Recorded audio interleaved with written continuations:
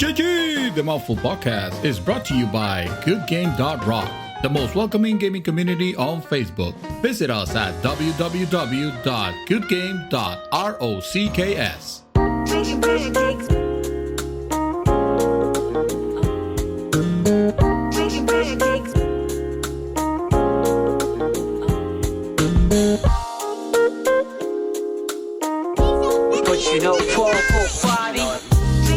Welcome back, guys. This is Arnaldo, aka Mad Dog, and that is Mr. David, aka Dream Twister. And this is The Real, episode 272 of GG's The Mouthful Podcast. Hurry up, I can't keep it up. There The drum roll. it is. The drum roll. I'm referring to the drum drum roll. Well done, sir. Well done. I at some point I was about to stop and go, dude, I think we're getting interference here. I'm not sure what that's going on in the background. It's that noise. It's me, the noisy one, the ear piercer, the GG'er. The GG'er. Mr. Santos, sir, how are you, sir? How are you? I today? am freaking awesome, man. Feeling super great.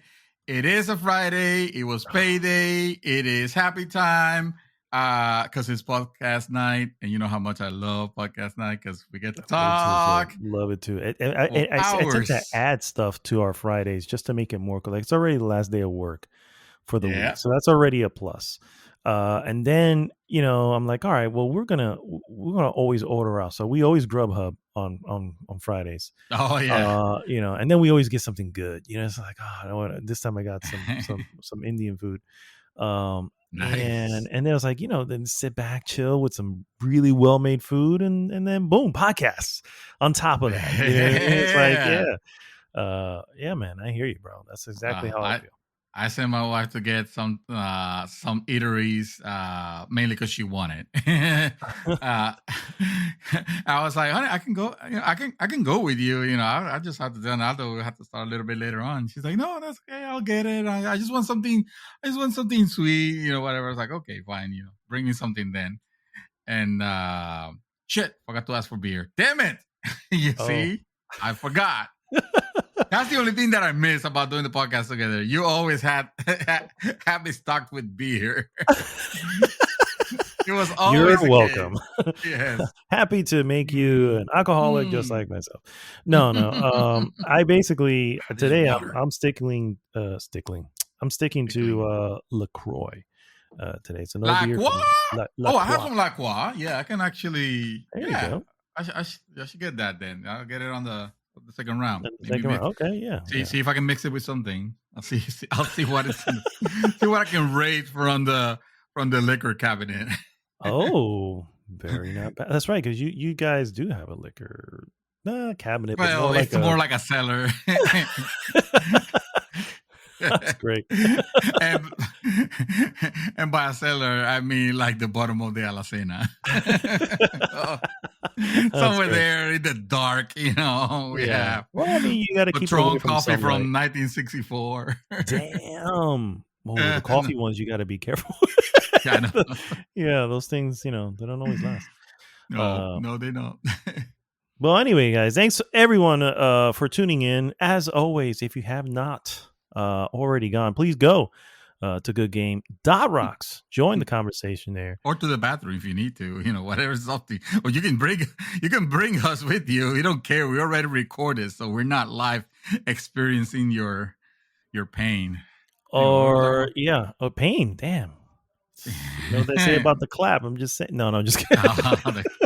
Just kidding, guys. Just kidding. You might be lactose intolerance, maybe. Or. Jesus, more like podcast intolerant at this point.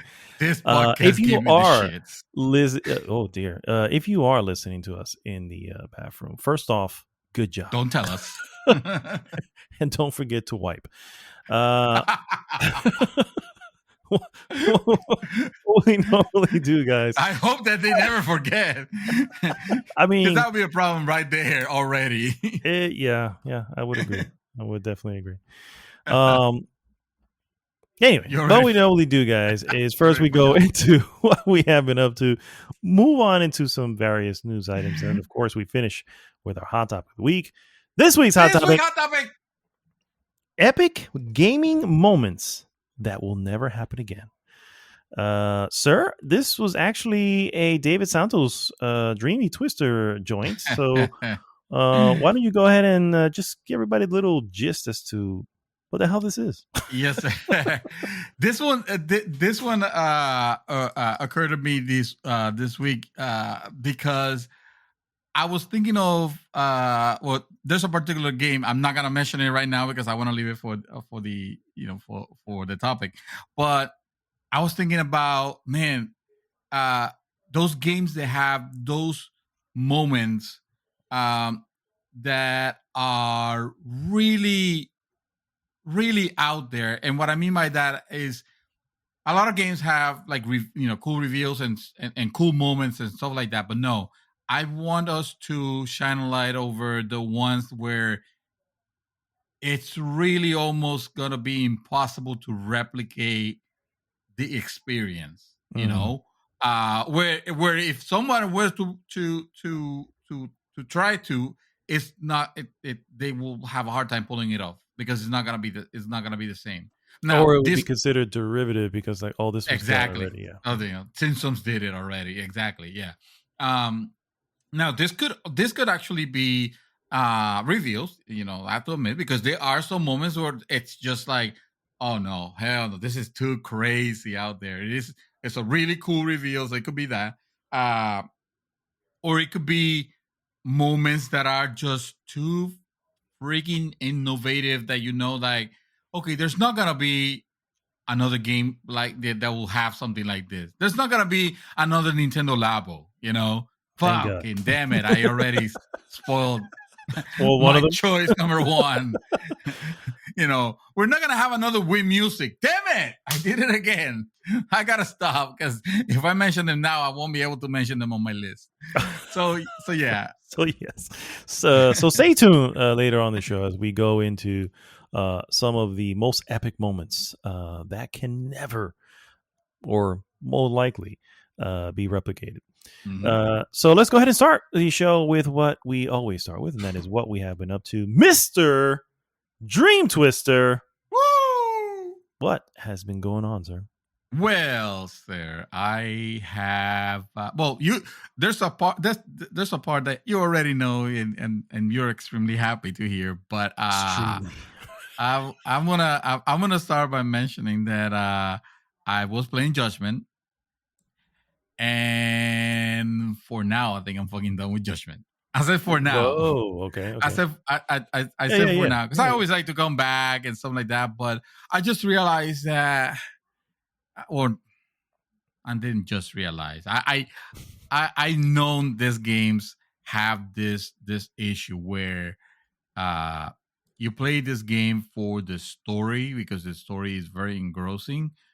The gameplay already feels too outdated for the type of gaming experiences that we have had already. I mean, this game has already come how many times? 9 times, probably much, more. Yeah. Mm-hmm. Even the twist change that they did with Yakuza Like a Dragon, where it's like, oh, well, now it's going to be turn-based. Well, it's going to be like, well, great. You're giving me the same game, but instead of now doing the fighting, I have to do the turn-based, just like an RPG. You're not really changing anything. I mean, yes, you are, but you're not. You're just making it like, well, let's switch the system, but it's still the same game. And I like those games, the Yakuza specifically, because it always gave me a sense of being on a real Japanese city, and to the point where I really appreciate all the details, like all the details that they went through to make those cities, to realize those cities, specifically Kamurocho, but also when they go out to other parts. I like that you can go in, you know how.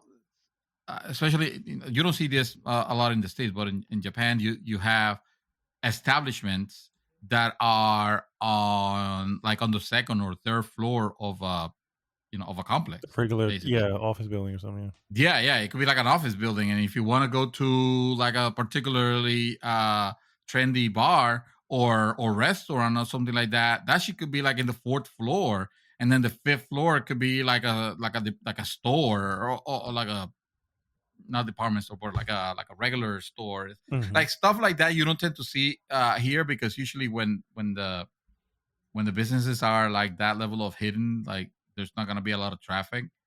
Um, but I guess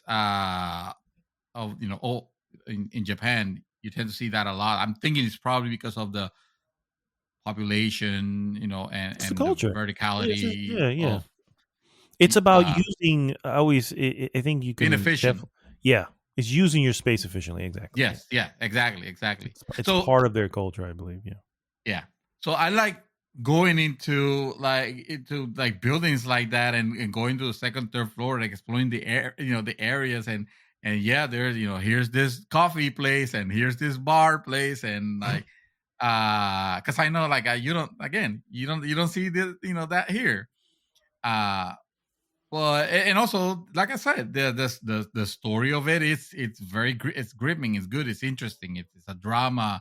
You want to know more. It's almost like it could be like Netflix could pick some this up.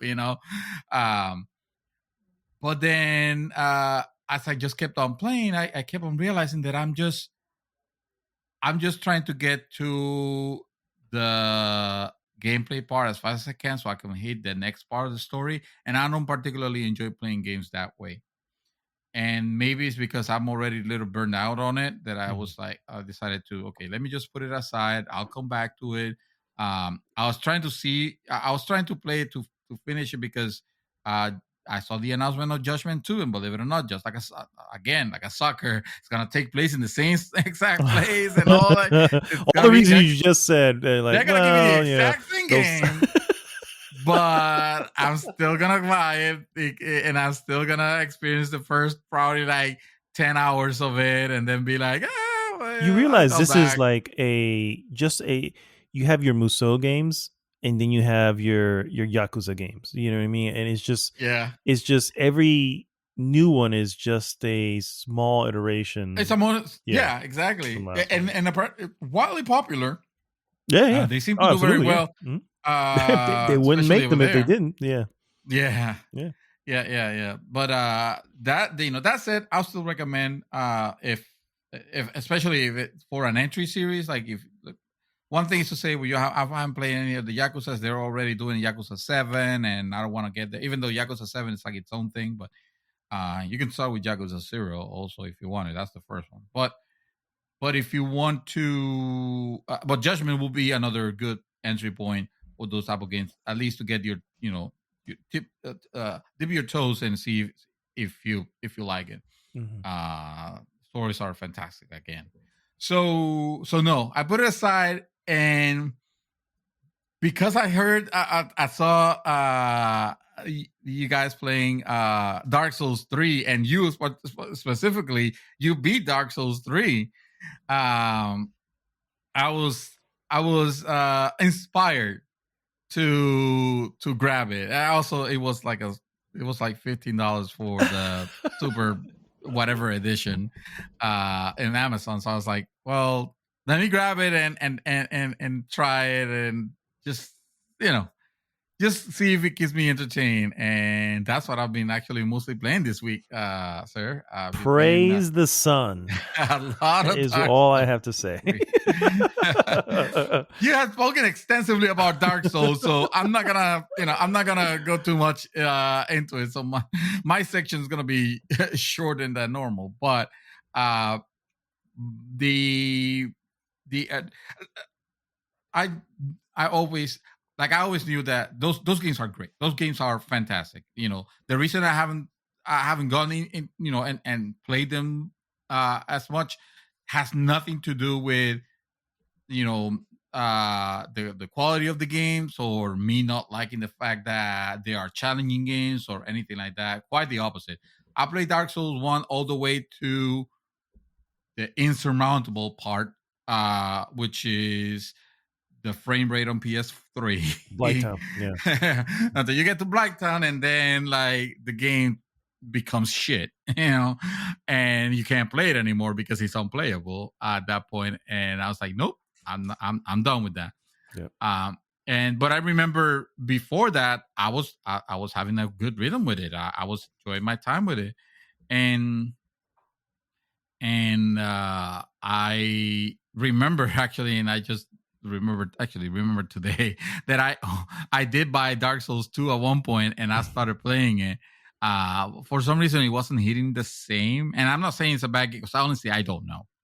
I don't know, but I think I was feeling like, yeah, but I want to play Dark Souls 1. Maybe one day they'll remake it or something, and then I'll get back to it. And they remade it, of course, and I haven't gone back to it. You did, and you went through it, and you went through it to completion. And I was thinking of doing the same, but at this point, it's like, if I want to play 3, let me just do 3. Because if I go to 1, by this time, I'm just gonna feel I don't know. I wanted to experience the experience that you had recently with it. And it's good because that way you also have like the game fresh in your mind. You can give me pointers. You can, give me. Yeah. It's not a game that I care much about the lore because not to say that it has a bad one or anything like that, but it's fantasy, bro. It's not gonna like. I realize it might be, and there's nothing in particular of this fantasy that makes me think like, oh, well, it's like Game of Thrones or Lord of the Rings or something like that. It's not something that I can. It's always follow. Been something. Yeah. Well, it's yeah. Just, the lore is. It's just there, but it's just nonsensical stuff. It's just the embers and the fire and the lords of the thrones have gone out of their thrones, and like, who gives a shit? Let me just kill some zombies and some monsters, and let me get my ass kicked handed to me by the first thing that I encounter. And oh, look at that. What is that? That looks like a crystal. Oh no, it's a huge fucking like daunting monster made of crystal. Oh, I guess I should have actually read the thing that told me not to go that way. Go there, yeah. I know exactly what you're talking about, dude. Also, I don't care about the online experience and all that. Like, I don't want to get invaded. I don't want to read stuff. And again, I'm just playing for funsies. And if I get far, I get far. I mean, I'm enjoying what I'm playing. I have a problem with it, and that is that, and it's not the difficulty because obviously you know already what you're getting into, haha. But it's the fact that I like to play games where my character, like, I feel like I'm a total badass, and these games do not give me that. That's not to say that all games should make you feel like that, because there is something to say about other games that where you're trying to escape or not even fight whatever is it that is hunting or whatnot.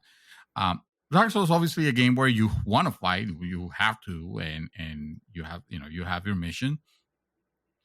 But the whole thing with like everything fucking killing me makes me feel like my character is like the biggest pushover, the biggest nothing there is, and then I'm just crawling like I am winning this mission by attrition.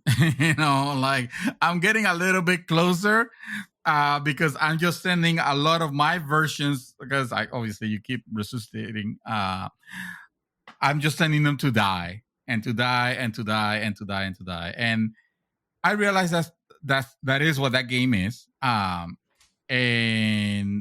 that's fine. I don't have, when I say I have a problem, I don't mean in the sense that, well, I don't like this, I'm not going to play that. I mean in the sense of like, well, it is what it is. That's the kind of game that this is. This is not freaking Devil May Cry. This is not Bayonetta. This is not Ninja Gaiden. This is not any of those. you say, well, if you play it, if you play it well and deliberate, like you could be a badass, but I fucking guarantee you that you did not start playing that game and just destroying fools. No. And no it one was a does, game really. Yeah. where you were improving your skills by hitting that wall set, because it's not a small ramp up either. It's like, well, I guess the beginning area is, but it is I mean, it's gonna be tough, and you gotta be okay with having that. So yeah, I am enjoying the gameplay loop quite a bit. Like I said, a little by little, I feel like I feel like my game is like this. Like, I hate when I have too much souls, because I get at that point. It's like I get this anxiety. Like, when I'm free of souls, I'm like, dude, let me just run the area, kill everything, challenge everything. The moment I start getting a little bit of souls on it, let's say 50% of the next amount that I will need to level up, I'm like, okay, let me be more careful this time. Let me actually not go in that area. I kind of wanted to know what was there. I'm not ready yet. Let me continue, inching my way. The moment I am at 75% or higher, of the amount of souls that I will need to level up, now I'm like, nope, my progress has completely halted. I am just gonna go back to the beginning and farm the rest that I need. Let me level up. Let me empty my soul's cache, and then I'll start the procedure over. So so it almost feels like my character, as it plays, it gets fatter and fatter and fatter, and then at some point it's like, nope, I need to go back and lose some weight. I need to lose some weight. Yeah. Oh my god, that is definitely an that's an interesting way of playing. Is that normal, or am I playing it wrong? Feel free to tell me that if I'm playing it wrong. If I should just, like, if souls don't matter, if you're like, dude, you're just gonna end up getting so many anyway that it doesn't matter if you lose 3,000 souls. Just go at it. Just go nuts. So first off, souls do matter. However, there are plenty of times where you can just like you do. You basically, you're going into the area just so you can get that enough to level up. So, there's always opportunities to farm. But I think that's I understand the concern with losing the souls. They're not gone though. I mean, obviously, you always can go back to that spot to claim them. And it depends on how difficult it's gonna be to reach. Because again, that's the reason why I don't go farther. If I'm already at 75%, I'm like, let me be close to the bonfire just in case. Yeah. So I think there is a how do I say this? Basically, the game, there's an expectation of death. Death is expected. There's just there's no way around it. You're gonna die. You're gonna die a lot, and it is what it is. So the thing tells you, prepare to die. Yeah. Or at least the marketing of the first game tells. Correct. And it's still, I think it still says that. Exactly. I think Prepare to Die Again was the sequel. There you go. But losing souls is also something that there should be an expectation for. Sir, I'm going to probably freak you out with this number, but literally just like the last few times that I played, I lost 278,000 souls. And there was nothing I could do about it because I died trying to go back to that spot. But did you need it? Did you need it 300,000, or did you need it like 10 million? Because if it's a significant number, no, 200-something thousand would have gotten me roughly 2 levels. Yeah, because I'm right around 90,000 souls per level is roughly. So it does, but you're constantly getting more souls. You know what I mean? Right. And if you keep playing. Correct. Yeah, you're constantly getting more souls. And the reality is, dude, more often than not, you can run. It's not a not impossibility. You can just run past things. Just say, fuck it, I'm running back. You know what I mean? Or fuck it, I'm running through. There's plenty of times that I've gone in and I'm like, I don't know this area, so I don't know what to expect. So I'm just gonna run through. You know what I mean? Just so I can see what jumps out, shit like that. You know what I mean? And obviously you could do that with no souls or low souls, so you don't have to lose anything. But once you see the layout, you just kind of go, okay, I get it. I see where things are at. And you don't have to worry about losing it. You know what I'm saying? Honestly, for me, whenever I died in between bonfires, I guess, if you want to put it that way, my goal at that point was to say, okay, it wasn't, oh man, I lost those souls. It's like, no, oh shit, I'm gonna have double the amount of souls when I go collect them. That's how I looked at it. It's really unless I don't. The whole deal is you will. That's the thing. It's not that you don't. Yes, occasionally something crazy happens because it never fails. I go back and what ends up happening has nothing to do with any character but myself. I fall off a cliff or some shit like, fuck. Yeah. You know what I mean? So yeah, you can venture out with those things, but I always push the line a little bit to say, like, I know first of all, I almost never knew what my next level, how many souls it took me to get to the next level. I almost never knew that. Like I always had to bring up the menu to look at it and go, yeah. Oh, okay. So we're right there. Because I think that's the only way. Well, yeah. But what I'm saying is that I never checked it often. You know what I mean? Okay. If I get to an area and I see, because sometimes you'll see like, ooh, this looks like it's gonna be rough. You know what I mean? It's like, okay. Then I check it real quick and go, let's see how much I have at the moment. If I can go back real quick and do stuff like that. So it's not a wrong way of playing. It's just it can hinder you a little bit and make things take longer because of that. But for like in the scenario you're mentioning early on about the knight, this was off air. He mentioned this, and I was like, well, yeah, it's no, there's no real trick to these guys. It's just really timing your roll.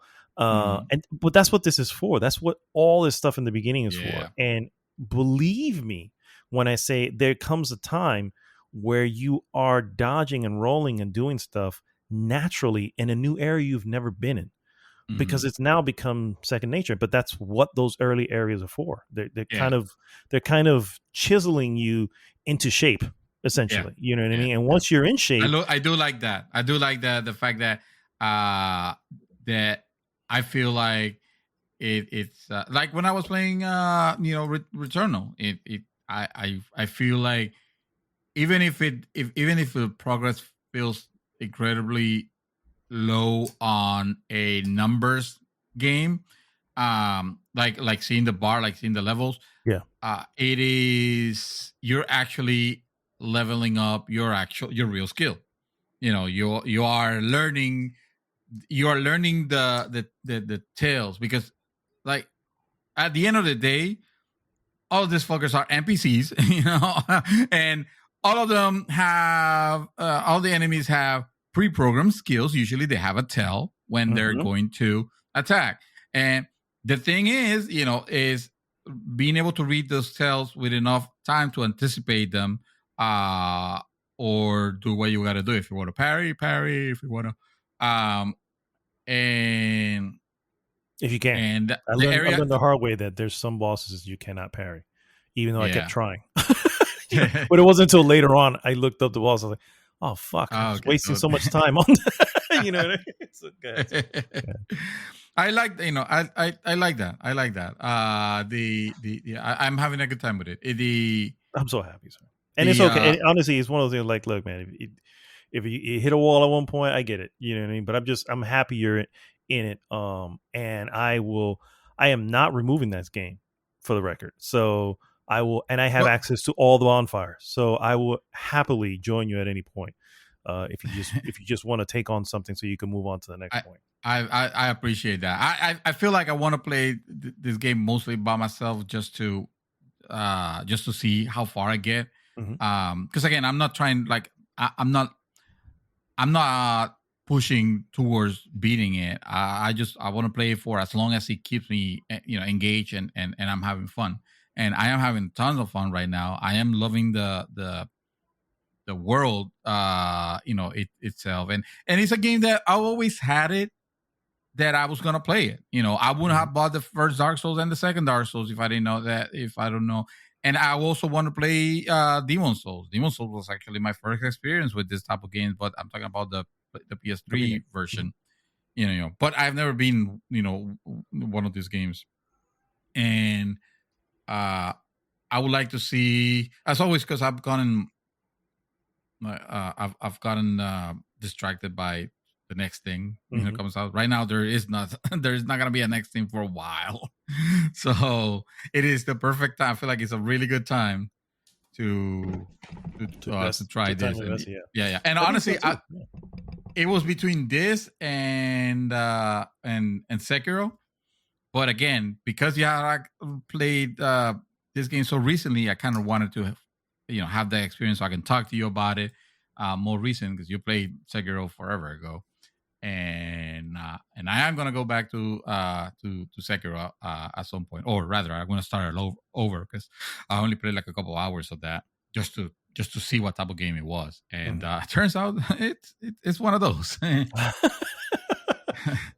So, but but I do like a lot. And I mean, even there have been times that I have actually wanted to try Dark Souls. I haven't yet. I have yet to try the remastered, the remaster. Because believe it or not, that game has already been remastered before it was remastered again. Before it was remastered, yeah. This the one good thing, because you're playing on PlayStation 5. Yes. This is at a beautiful 60 frames a second, which is honestly the only reason why I have not touched Bloodborne is because these fuckers have yet to do that with Bloodborne. And frankly, after playing the remaster, which I did play, which also ran at 60 frames, I refuse to go to Bloodborne until it does, because it's just it's the only way to play that game. You know what I mean? And I'm not normally, me not to be a frame rate person. Like, okay, so if it's locked at 30, that's fine. But well, first off, Bloodborne isn't locked. There was issues with it. Yes. But playing this game and getting every, I can't. It's just the way to play it. You know what I mean? Because you see every move perfectly, because you're seeing it perfectly in 60 frames per second, and that's because you telegraph every telegraph of every move. These are the type of games where, granted, not like you said, not all games need to be a 60. I would prefer them to be. That's my own personal opinion. I'm good with that too. That's only because I like, not necessarily because I think that should. But this one in particular, where you have, we're talking about reaction times and stuff like that, and obviously you're gonna get a faster reaction time when you're playing at 60 than anything else, so why not. Another thing that I need to stop doing, that is a bad habit. I find myself, whenever I'm attacking, I find myself like trying to make sure that the button registered, so I'm like double tapping. And that's bad. Sometimes that's good, but when it happens by pure luck and you get 2 hits, but then you use your stamina when you actually need to retreat, and you're like, oh fuck, I need to retreat and I can't. So that's not hard. That's not uncommon. To break. It's not uncommon, because particularly I think for yourself, that you do like hack and slash games. This isn't a hack and slash. Just every move counts, and you will see. It's funny because sometimes you'll see it, you'll block, or I guess it catches the block, or you get a hit, and then he still makes the move, because it's still registered that you wanted to make that move, so he's still gonna make it afterwards. You know what I mean? It's like son of a bitch.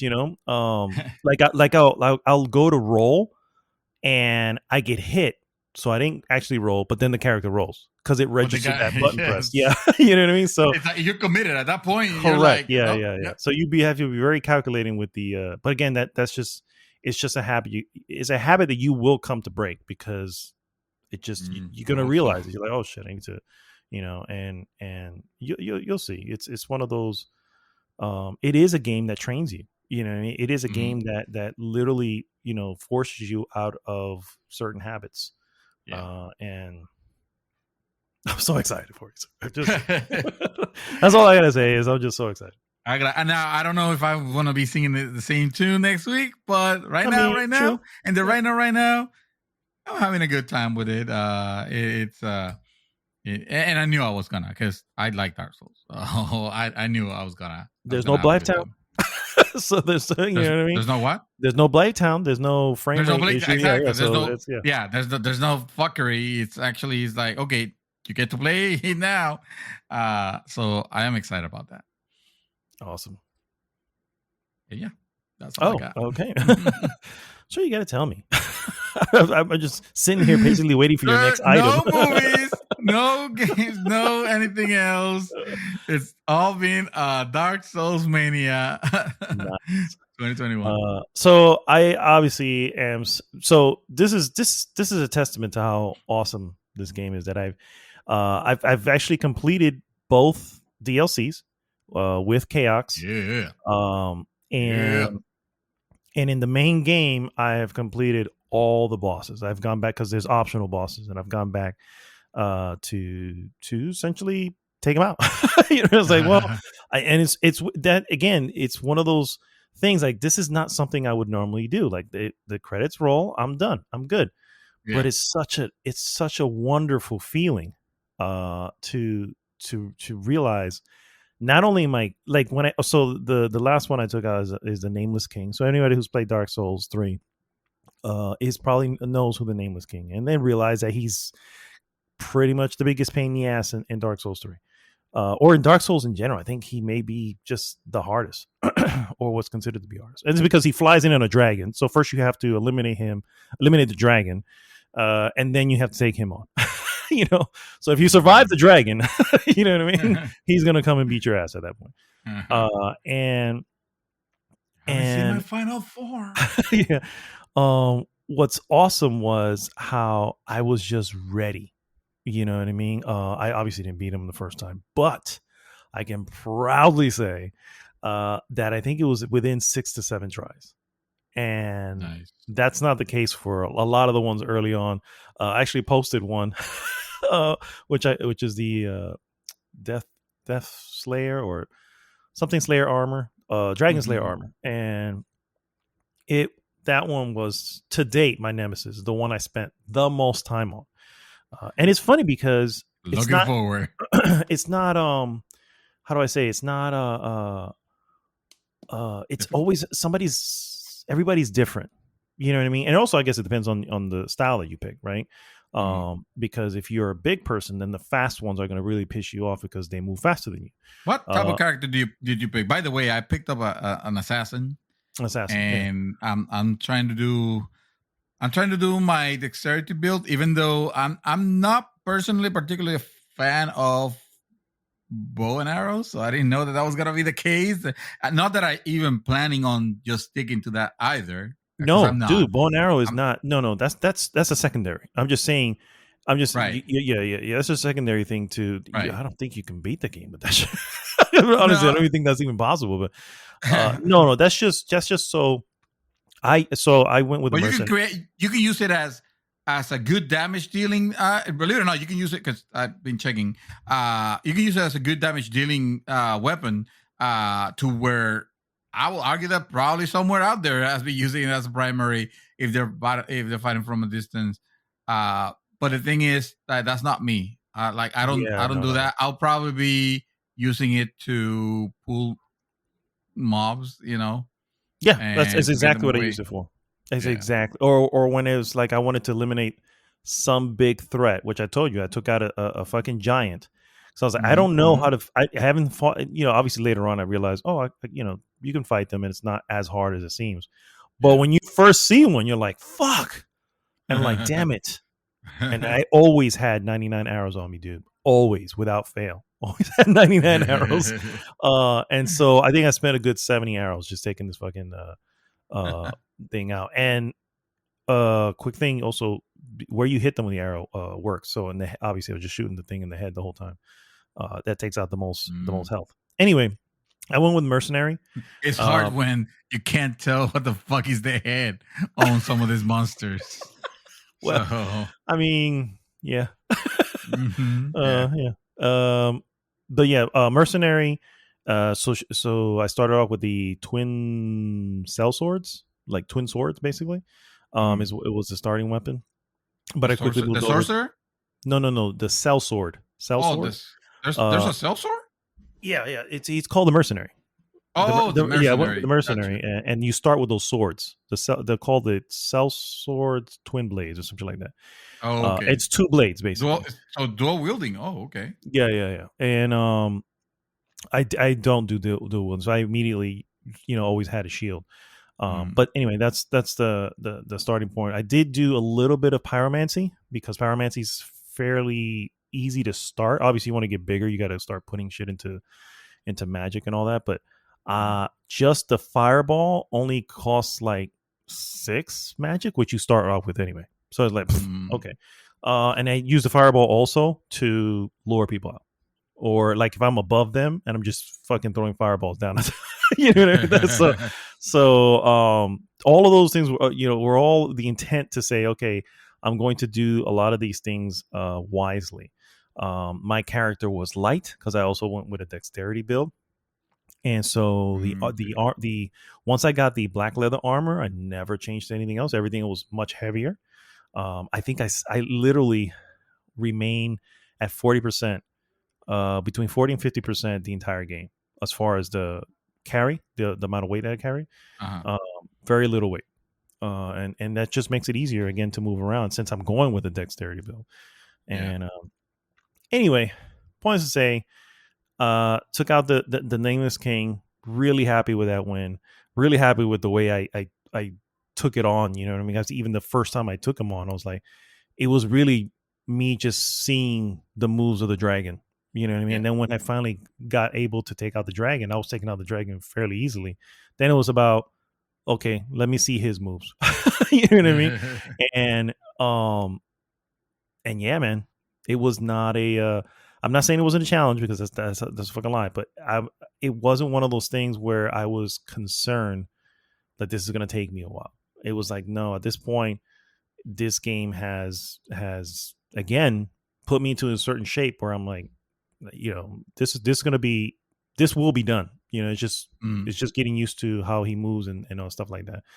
But yeah, they played the DLC, the Painted World of Arendelle, and then the Ring City, and with Chaos. And I'm actually going to share that because he actually streamed some of the fights. So what we would do is since his world, in order for us to link, we have to be at a fire. Obviously, we have to have the bonfire open on both sides. So I have to have been there, and you have to be there. And then basically, you would summon each other in. You don't have to be at a bonfire, but you just want to be near it. And so he would help me on my end, and then I'd jump into his world and help him on his end with the same boss. So basically, we were fighting the bosses twice. Yeah. Wow. Yeah. But with his, twice the pain. Yeah, I was gonna say with his was on New Game Plus. And so the difficulty on his was significantly harder than mine, and mine was already difficult. So you can imagine. Wow. But it was still a lot of fun. It's really probably one of the best games I've played in a very long time, and really, really happy that I have. And I'm not taking it out, sir. So it's there. However, I'm a little bit like bummed. I'm like, I feel like Alexander, Alexander the Great. Where he says Alexander wept, for there were no more worlds to conquer. Well, that's not true. There is Demon Souls is saying hello from a distance to you for a long time. It is, and I will get around to. There was actually a sale and I missed it, bro. Believe it or not, you missed it. Was like a sale for $45. I'm like, fuck, I missed it. Wow, from 70, dude. From 70, you fucked up big time. Yeah, that's my bad. Actually, I would say I fucked up big time at that point. But those particular games, for some reason, I there's some games that I kind of want to own that I want to have physical. Again, that it's not because of any advantages or anything like that. It's just at this point, it's just romanticism, Yeah, you know, I got you. just having them. So Makes I sense. bought Judgment like that, and this one I'll wait for Amazon to have it on a some sort of promotion. Now there's also, I mean, why was it that you completely decided to skip Dark Souls 2? Because it is there also. So with the lore, which I know you don't care about, the lore is it's very separate. The only thing that really connects it is the whole linking the fire tradition. You know, keeping the Age of Fire going. In part 2, I know that you learn that it was a lie the whole time. You know what I mean? It's they want you to link the fire so you can keep the Age of Fire going, and the humans are just basically being used as yeah. Well, good luck at finding that information on the game by yourself. Like I said, I got completely taken by the lore, but that was through VaatiVidya, which is this one dude who has like 1 million subscribers, you know, and it's all his lore videos, which are really, really well done. And because of that, it's like, okay, I'm able to put together some of these pieces. So no, but that's also how I found out that part 2 is it's one, it was done by a different person and from it's not the Hideaki the main guy. It's not the main guy. It's somebody else, and they purposely did it to try to be a little more friendly, I guess. It's still difficult. It's not like they changed that part of it. But certain things were easier. They don't use Estus flasks. Really? What do they do? They have these, I think they're called life gems. They do have Estus flasks, but the life gems that also give you health, eventually your health is not a problem. It's not as big as issue as it would be in the other two games. Not that, you know, not that that's a thing. I mean, it was just a choice, but it's a choice that obviously has never come back to any of the other ones. You know what I mean? So that kind of says it all there. Plus, the level design was not like the main guy. I'm trying to remember his name. Hold on a second there, because it's Hideaki. Let me see. Dark Souls. Miya? No, I'm just kidding. I don't know. Creator. Because I'm here we go. It is Hidetaka Miyazaki. I'm fucking his name up completely. So he was the one who did, and he has like his ability to make a level is just so impressive. If you've played a little bit of Bloodborne, you've played you played the first Dark Souls, and you're playing this one, how everything seems just completely interconnected. The level that this guy mastered a level design. Yeah. The level design part 2 has been said to be nowhere near as good. Also questioning, like I think there was one thing that said, so you're in a castle and it's clearly out in the open somewhere, and you go into an elevator and it takes you up, and suddenly you're in an area with lava. And how's that possible? Well, so you went into the sky, now you have lava. How does that work? So those type of weird things. The world Dark Souls is so unrealistic. No, but the first Dark Souls is like you can run through the entire thing, in one thing. Every area is completely once you open it all, obviously, it's completely accessible, and that's genius. You know, here it's like that. It's just there's smaller hubs instead, but that's obviously for story reasons. But the second one is just that was a complaint that the character models also didn't look very good. It was just it sounds, again, never played it, like it's a lesser product, and it's like for me that's why I was like, well, I'd rather get it from the main person. And this main person, these part 1 and part 2, when it comes to the story, are completely connected. You know what I mean? And so that's really why.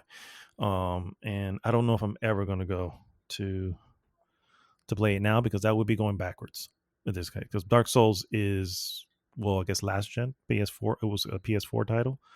Dark Souls 2 is a PS3 title. So I don't know. I don't know if I can go back. That's true. Yeah, but anyway, I don't know. Playing this game didn't necessarily feel, and again, just from a Dark Souls newbie, I guess you could still say. But it's not feeling that different from Dark Souls 1.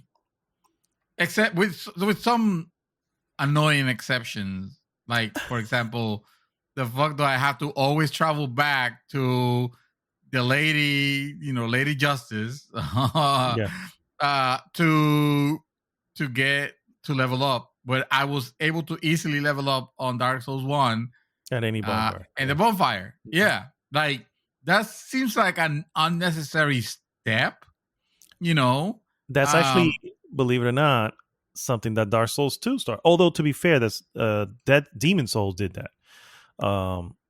You had to always go back to the lady in Demon Souls. Yeah. But Dark Souls 2 did that also. So I guess it just, at that point, by that time, and so did Bloodborne. You know what I mean? So it's just, you always have to go back to I just remember being like, oh, okay, so I can't level up on this bonfire. What's going on? And then I realized, like, oh, I need to get to the lady. Yeah. And that was, that was a little annoying. And like you mentioned, the fact that, it turns out some tough micro bosses that appear in the middle of the game, you kill them and they respawn again. So talk about hindering your experience, your progress, but just for the sake of making it difficult, not because of any particular lore reason or making it better. Like, I still look at Dark Souls 1. They're not mini bosses. No, I know, but it still looks like Dark Souls 1. I feel like, Dark Souls 1 feels like the fixed version of this. It feels like it's backwards. It feels like in Dark Souls 1, you got the quality of life improvements over this one, where some of the decisions are like, what? But that's fine. It's still a very good game. I hear you, sir. I hear you. But I absolutely love it. I have nothing else to do in the game. That's the only issue. I literally have nothing else to do. So I'm like, I guess I have to play something. I bought Chris Tales. What? Chris Tales is it's a little it's I showed it to you before. It's a it's like a classic RPG turn-based that uses, you can see the past, the present, and the future at the same time.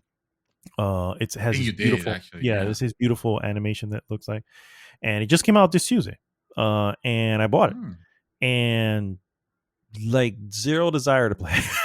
I just want to go back. Poor Chris. Yeah. We don't get to hear his tale. Yeah. I know. But anyway, so that's really all I have been playing. I have watched a lot of good stuff, though. But I want to get one out of the way here that I know you're probably dying to talk about, and that is, of course, I finished seeing all of Loki. And, yes, you did. in one Sunday or Saturday, one of the two, I don't remember. On one day, basically, I saw all the 5 episodes. And dude, was that a freaking roller coaster ride? Okay, it was like the second episode. I was like, okay, I'm liking how they're doing this. I like the buddy cop feel to having Loki and Mobius and all that stuff. And it had an interesting ending, and I was like, okay, this all right, I'm in. Down, yeah. I'm all right with this. And then of course 3 happens.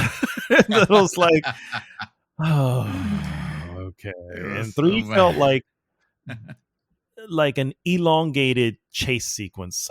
It's like so this whole thing is gonna literally be the entire episode. Okay. Episode 4 got better. Episode 5 was decent, and then episode 6 is I think you called it, or you termed it as they clearly ran out of money at that point. You know what I mean? Yeah, they realized like, oh shit, we still have one more episode left of this, and no more money, man. No more money. We spent it on episode 4, because episode 4 is actually my favorite. And by the way, we're not spoiling here, right? Yeah. We're not going to. Okay, so we're not gonna spoil anything. We're just saying our preferences.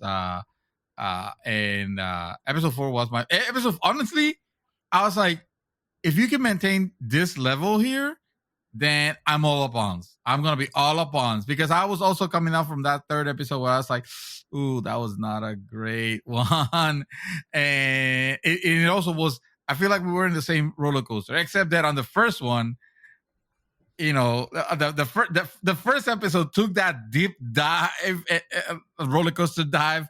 I mean, in the sense of, ooh, I don't know how I feel about this one. I'm not feeling very well about this. This is kind of like I told you, it got me. There were some things that got me upset. I was like, no, this is ridiculous. But you explained it well. I was like, okay, I'm willing to accept this. It's outside the confines of reality, space and time, whatever. Okay. Yeah. Okay. No. It was that same roller coaster you said. It's like, ooh, 1 was crazy, 2 was fine, 3 was not great, 4 2 was actually awesome. Really good. I really, really enjoyed 2, and there wasn't a lot of action in 2. It just felt like it was a sort of a procedural, you know what I mean? And Loki kind of figured out some stuff as to, what was happening. The reveal of, the variant they were searching for was interesting. And then episode 3 completely took away what I thought was going to be. I was like, I thought this variant was going to be like menacing, like the opposite of Loki, you know what I mean? And no, they actually kind of a lot of the same, you know what I mean? I was like, oh god. And Lamentus was the episode, which I could not. I was actually angry. I was like, you have got to be kidding me. This is what you're doing with this, Again, 4 was the Nexus event, which was good, which I did enjoy. And 5, I also enjoyed it as well. I like seeing the, I guess this is slight spoilers, but let's just say the multiple variants of the main character. And I was like, oh, this is, except for 1, I was just like, okay, really, do we need to go there? But it is what it is. I did like seeing that though. I did that whole, but it did feel like there was supposed to be in a void, and this void looks suspiciously like just a regular prairie somewhere. Yeah. Like, okay, all right. It just looks like with cars and everything. I'm like, okay. Yeah. It like, that was my only issue. I was like, when you call it the void, I really didn't think it was just going to be that. So no. I'm like, I mean, considering that it's the void of the universe, like if you think of, you remember Nowhere? Yeah. So and it's supposed to be from Guardians of the Galaxy. So Nowhere was this area where you could tell, like, okay, so this is a sort of universal nexus where, like, I think they describe it as the thing that get lost are found or something. I don't remember exactly what was the whole thing, but you could tell that it was like, okay, it's respecting the fact that, hey, we're not alone in the universe. There's this whole thing that exists, and it is completely, there's some things that you don't know what they are. You're not meant to know what they are because it's not of our universe. It's not of our timeline. It's not of our, the things that we could recognize easily by viewing. And then this series, because it's a TV series with a much lower budget, like every area that is meant to be like this out of place area, the city in Lamentus, I was like, this looks like Japan. They just went over to Japan somewhere. It's like, this looks like any other. The void, or even the freaking, the freaking TVA itself is just a futuristic version of everything that we had on Earth. They don't play at all. I think there's one area where they show like an alien creature, but I almost feel like it was almost like the Star Trek alien type, the TV Star Trek alien type, where it's just like, just put some bridges in the nose and call it an alien. Yeah. And it's like, okay, so, and that was the problem that was the biggest problem that I have with it, which was you spend so much money to pay me this universe of like different worlds and different galaxies and different guardians for each galaxy and all this amazingness, and then when you're bringing it down to Disney Plus, you are severely hindering the budget of this, because I think, like a fucking HBO series would have been a lot better. And you're giving me, like, you could see the budget, bro. It's like you can see the budget. Yeah. It's like when you're in a place called the Void, and someone is in their regular ass cars that operate on gas. Like, where did the gas come from? Where did the car came from? How come everything looks like Earth, like literal? It's disappointing, you know. No, I hear you. And it all culminates on the last episode, which we're not gonna spoil at all, and we're not gonna talk about the last episode. I will definitely say that the episode's not a long episode. They're about 40 to 45 minutes long, and we spend 30 of that listening to a monologue from a character, and it's like 30 minutes of this episode was that. Nothing. Was nothing happening. Nothing was. Happening. It was just an extreme information dump. And I was just like, oh my god, that did it to me. I was just no, supremely anticlimactic. Yeah, the final 15 did not make up for that first 30. You know what I mean? And it's just it really did me in. I was just like, wow. Even the cliffhanger that comes is like, no, bro. No, I don't even care. Not earned. There's nothing. You didn't give me enough to care about this, or you pretended to spoon fed me everything on the last half hour of the series. It's like you took it. No, like no, you didn't do a good job with it, and I am interested in continuing watching it, because even though I did not think it was great, like I don't think, if you ask me, is Loki a good series? I will tell you straight up, no, it is not.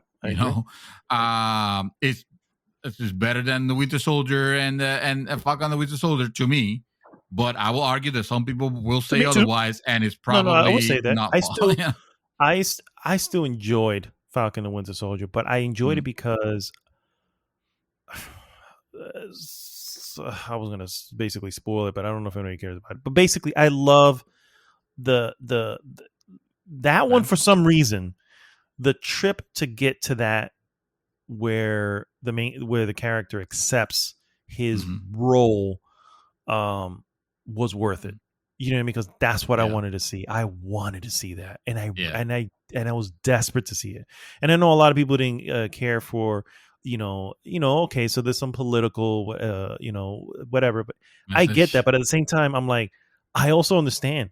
It's one of those things where it's, I get it. I understand his, I'm not going to get into it, but the point is saying the end result was worth the trudge of getting to there. Here, the end result is not worth what was happening. You know what I mean? To me. And so that's why I still say this is better, because I feel like this one had more episodes that were good versus the latter. But anyway, that was Loki. We'll see if I even bother with season 2. And I say that, but God knows I'm going to watch it. So anyway, I did see a movie, a Netflix film called Fatherhood, which stars Kevin Hart. And I got to say, I really like this movie, bro. This was an excellent freaking movie. You didn't like it? Watch this? No. I'm thinking I think I've seen with Kevin Hart. Yeah. So it is. So first off, it's not technically a comedy. It's more of a comedy drama. It's still Kevin Hart, still going to have his humorous moments, but not meant to be. It's not his normal comedies. Right. It is a dramatic film.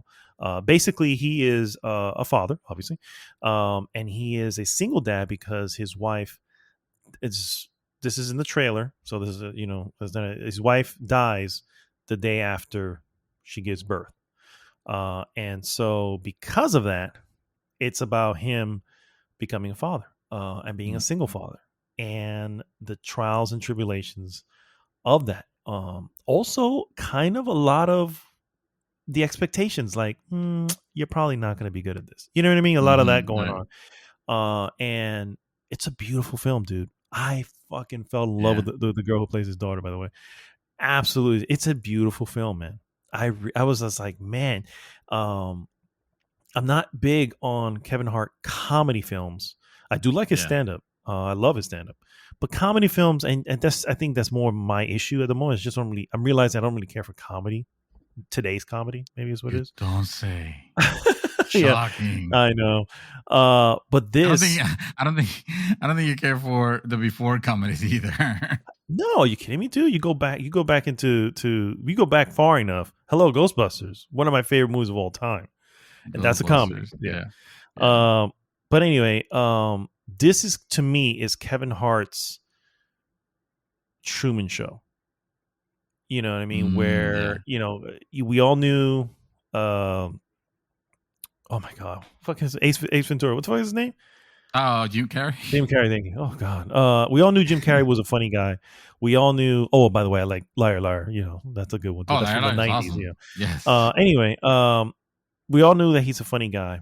But that movie proved what a lot of people say, which is comedians tend to have a bigger range when it comes to movies and acting and stuff like that, because they have to be on all ends of the spectrum. You know what I mean? Yeah. And so because of that, but they tend to go to comedy because everybody loves to be the comic. You know what I mean? Mm-hmm. but he, everybody's he did a comedian now. He did that. He did Eternal Sunshine of the Spotless Mind. You know, he did. You can see it's like, man, Jim Carrey has some fucking range. You know? Yeah. The number 23. Sure. Number 23 is a good movie. Shut up. With Kevin Hart, I didn't see the one where he was the remake of the Untouchables. I didn't see that one. And that was good, man. I believe you. I'm not saying it, but watching this one, I was just like, this is pretty cool. It still has some silly moments, but usually not from him. But overall, I think it's a really, really well done film. So I highly recommend this. What are we scoring it? And by the way, you forgot to score Loki. Oh, also. Loki? Oh God, I'm gonna give Loki an overall. I have to give Loki a 2.5. I will meet you there. Yeah. I have to give it a 2.5. I might have actually given that maybe. Yeah. Fatherhood, I would definitely give it a 3.5. I really, really liked Fatherhood. It's just really good. It's just really, really good. And it really shows, again, something I wasn't expecting from, although not that I think he couldn't do it. I just wasn't sure if he would be into doing this type of film, you know? Yeah. And it's cool that he did. You know, it's cool that he jumped on that. Anyway, saw part 2 of Fear Street. Oh. No, I was just gonna say, I as it always happens, I never write these things. So, and my mind is completely forgetful. Like, you know, I did actually watch something. So right when you're done, just jump back to me, and okay, and then we'll close. Okay. So I did see this second part of Fear Street, which is part 2, 1978. Okay. And I thought you watched them all, though. I thought you had watched them all. No, because they're movie length films. So I was like, I'm not gonna watch all 3 of them back. Well, not that I haven't done shit like that before, but I was like, let me just chill out. Pace myself with this one. Yeah. My sister, believe it or not, she's burning through 3 of them right now as we speak. You know what I mean? But anyway, so this one, so the first one has, I mentioned before, has that Scream vibe to it. This one is clear as day Friday the 13th vibe.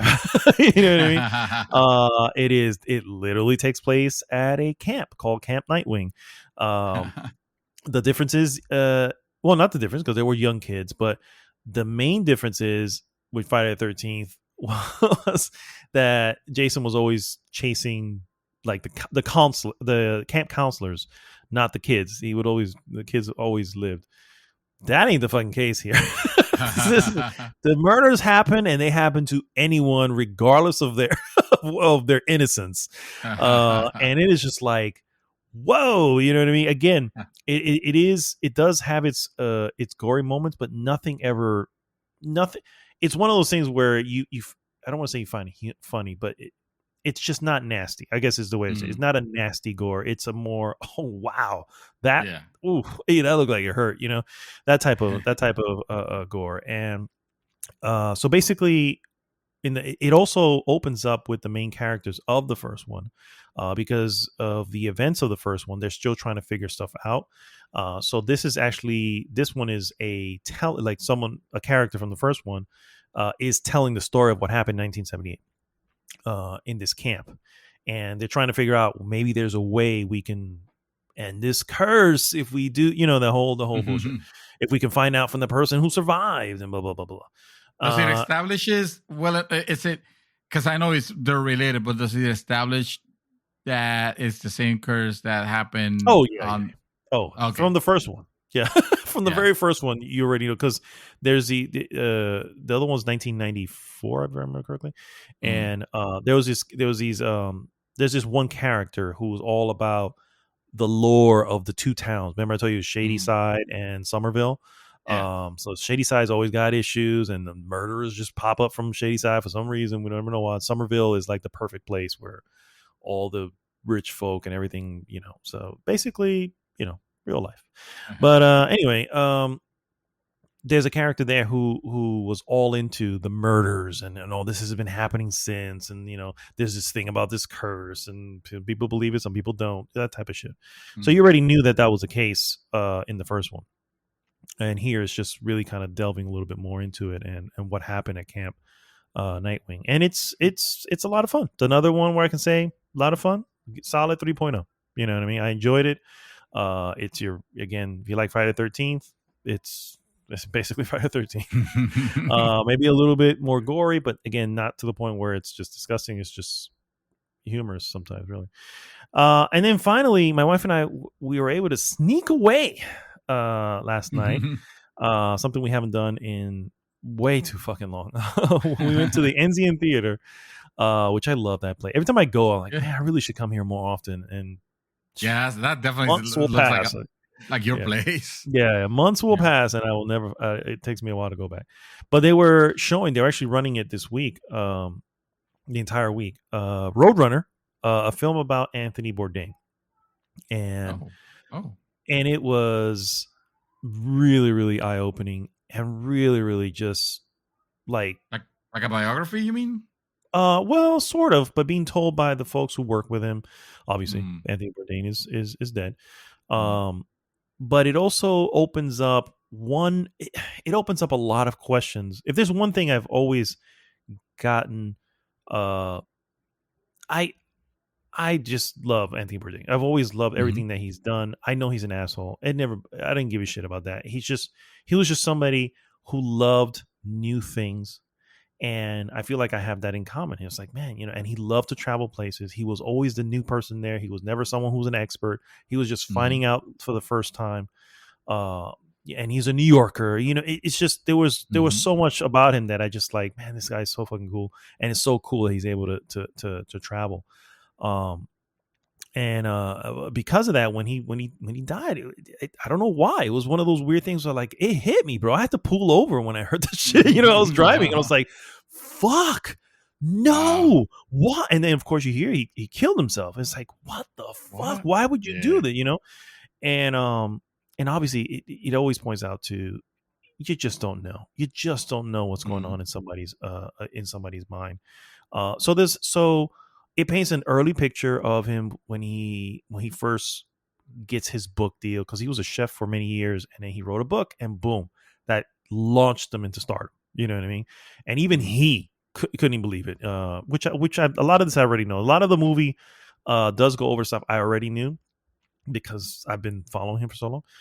But it did open my eyes on some of the stuff, because some of the people, the directors and the cameramen and all that. You saw the episode in Spain, right? Yes. That was like one of your favorite episodes, right? That was one. Yeah, I really liked it. You remember that he was joining a guy who's part of his crew, one of the cameramen, but he wasn't the cameraman that day because he was there with his wife and all that in Spain. So obviously they were close friends. Well, towards the end, he fired that guy. Anthony Bourdain fired that guy. Yeah, and it was all because Yeah, and it was all because towards the end they say that the last 2 years were the most tumultuous, Tumultuous, yeah.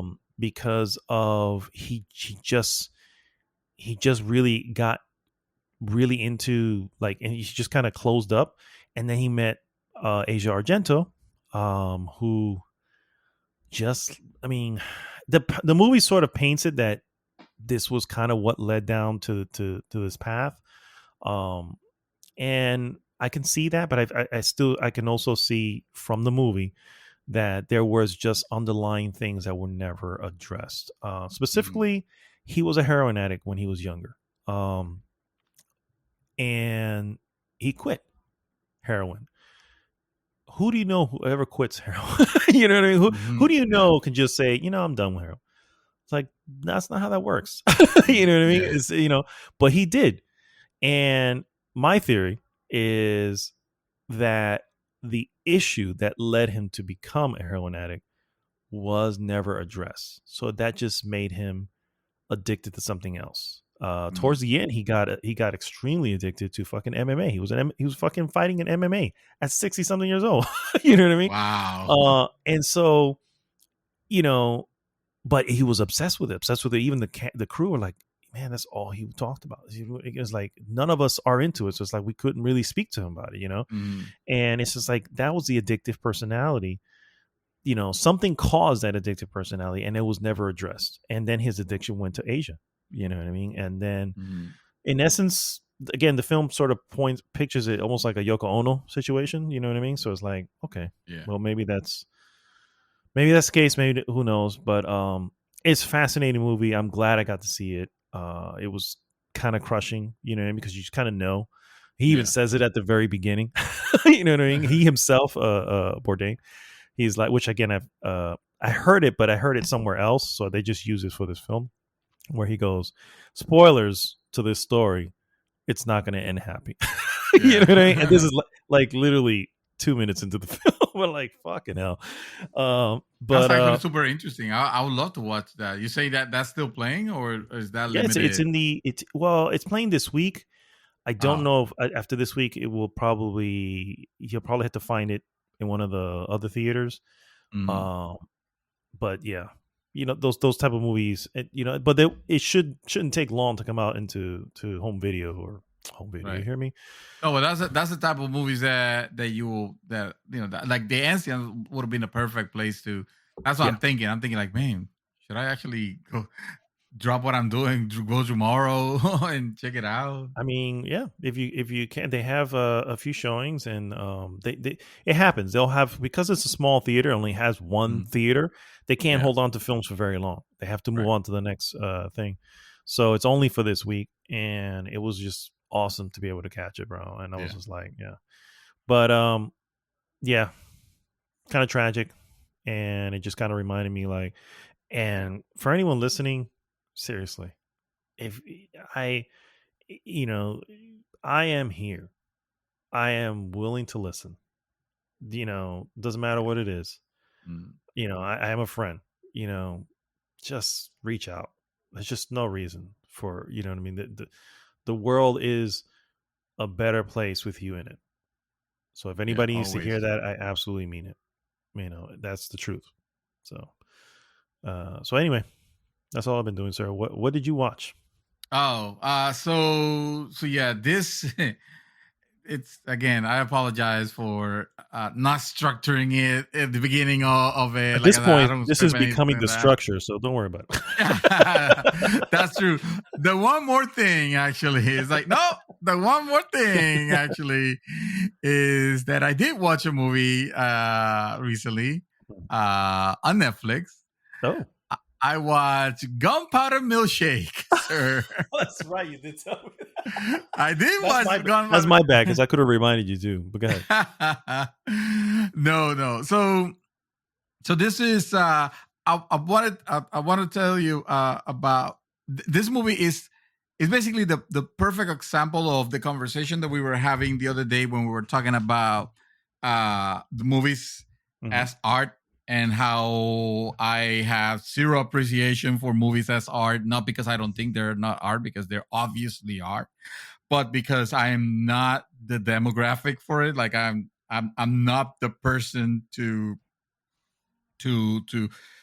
uh like particularly appreciate them. You know, it's not what I consume. I watch movies just to have a good time, get a story, tell me a story, and it doesn't matter if it's based on the on the true, if on a real life story, or if it's fiction or whatever.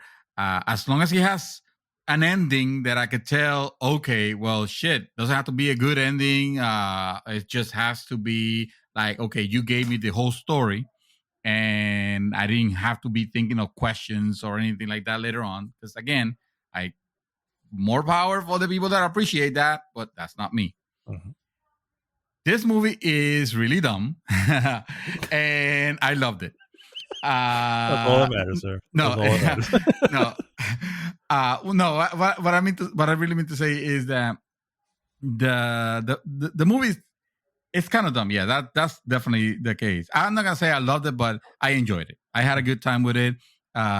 It's crazy in the sense that, like, the way I want to describe, the way I want to describe it in my head is not really what the movie is like. Because if I tell you, man, it's crazy, like it's almost like a John Wick thrown in there with Kill Bill and stuff like that, you're gonna think like, it's fuck, this is the best movie, the best action movie ever made. I need to watch that. And it's really fucking not. It's just the craziness of something, of some of the aspects of the movie is what makes it very interesting. And I almost don't want to say much even about the trailer, because I think the movie was it was well trailered out to where they don't give you a lot. Like the trailer does spoil a few things, but it's nothing major, and that's fine, because it's not like it's a movie about big revelations or anything like that. It's not a Tamil movie, so I guess I could I could say it is Karen Gillan, who is actually, my wife noticed this. I did not even notice the fact that she is a Nebula. How the hell did she see that? Damn, I know. I did not. She actually described it, and once she told me, I'm like, holy shit! Like, she made me pause the movie. Let's say like 20 minutes in, she made me pause it, and I'm like, I seen her before. And I'm like, honey, yeah, of course we've seen them. We have seen a bunch of comedies where she's in it, or videos or whatnot. It's like, she's a known, she's a fairly known actress. And it's like, no, but I seen it. It's just something about her face and her facial expressions is what the way she described it. And I started looking at, like, not trying to notice the facial expressions and the way she moved a little bit, and like, especially in this movie, I don't think that, like, her in general, like in other movies, I don't see it, but in this movie in particular, like some of the mannerisms and the way that she talks and expresses like that, like once she told me, she was like, isn't that the girl from Guardians of the Galaxy? And I'm thinking, like, it's definitely not this chick, what's her name? Like Colombiana. That's all I remember her. Yeah. It is. I'm like, oh, it is Nebula. Holy shit! How were you able to get that? And once with that piece of information is when I started realizing, like, oh my god, you're absolutely right. Now I cannot unsee it. Just paint her blue, and that's Nebula acting the player for you.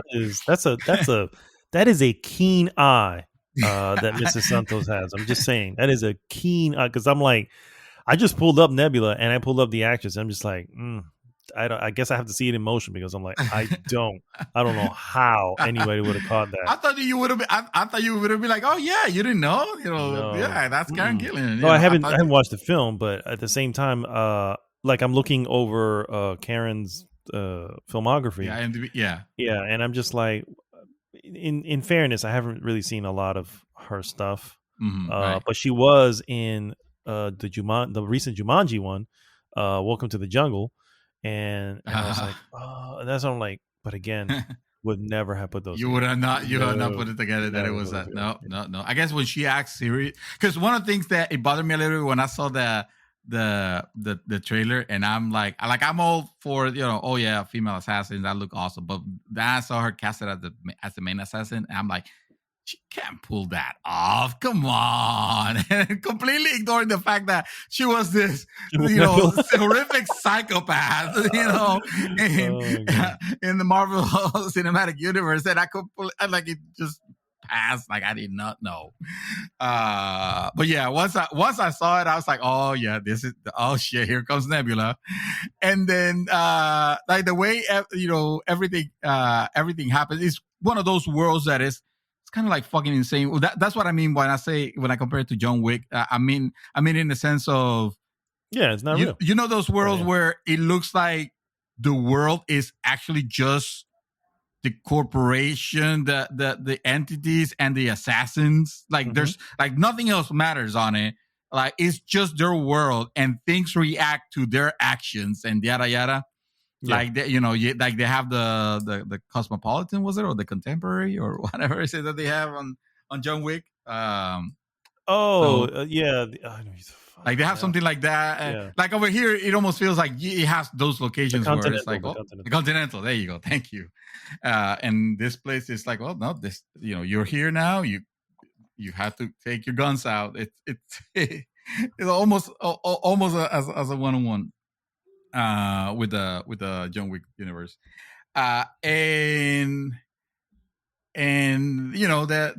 the fights are kind of ridiculous. So this assassin, so Karen Gillan plays an assassin named Sam, and I guess she's the daughter of this bigger, crazy as a famous assassin who's played by Lena Headey.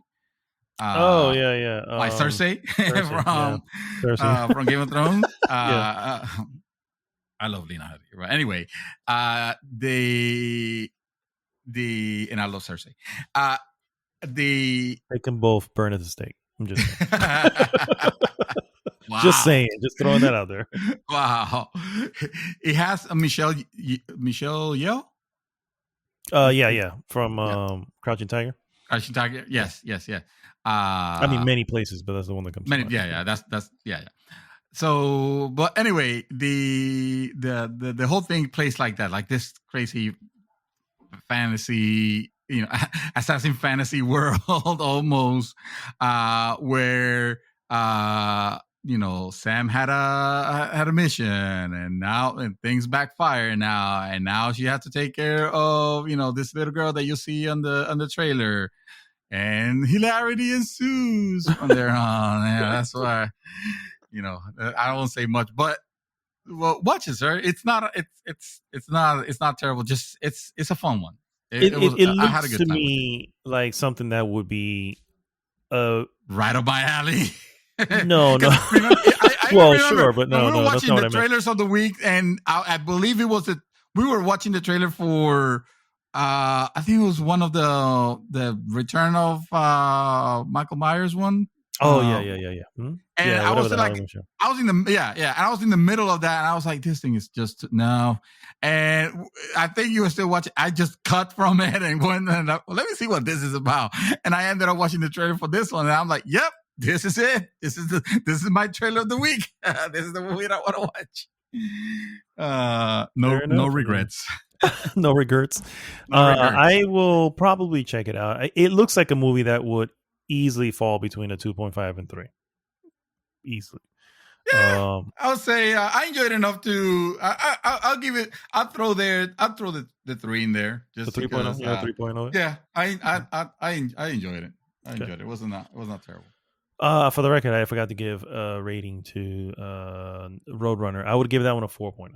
That movie was great. 4.0 for Roadrunner. Yes. So, but anyway, that's all that we've been doing. I am the Black Knight.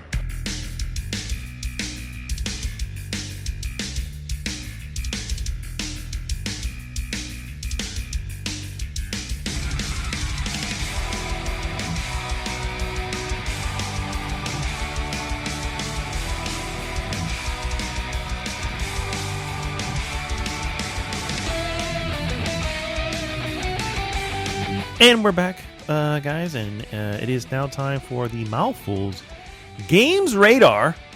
And we've got a radar. We don't have a jingle for Games Radar, and we're not. No, I got to send you the file. So hopefully you've already inputted this at this point in the recording. But yeah, I got to send you the file that I have. No, the one from Spaceballs. Where the bleeps, the creeps, and the I have that. I have the file sent. So hopefully you guys have already heard that in this entire transition. Sure. But yeah, it's hilarious. No, I'm saying hopefully everybody here has already heard it because you've already inputted into this podcast. But anyway, sure, you guys heard that? It's hilarious. Fine. So yes, a 3-fer, and I'm not even sure if that's a real. I know you used it last week, so I was like, okay, I'm down. Yeah, okay. The second time, I'm not feeling it like the first time. So. Okay, fine. I already mentioned one Trinity. game. I'll take the Trinity. Okay, a Trinity of the trifecta. There you go. Okay, the trifecta of games that we have spotted on the Mouthfuls Games Radar, and yes. The Menage a Trois. No, sorry. Wow. Now we're just getting raunchy. I already mentioned the first one. That is, of course, Chris Tales. And do not take the fact that I have not jumped on it as anything other than I am loving Dark Souls. So it has nothing to do with it. It has plenty of awards already for RPG, so that's actually pretty cool. It is a classic JRPG. So I think that's really why I kind of just want to jump. Honestly, I will probably by next week have already started this. So okay. Just FYI. Sure, leave me behind with Dark Souls. No, I told you Dark Souls is going to stay there. And just saying, it's always there. So if you say, hey, I need help, or hey, I need to, or just to say, hey, come join me, done.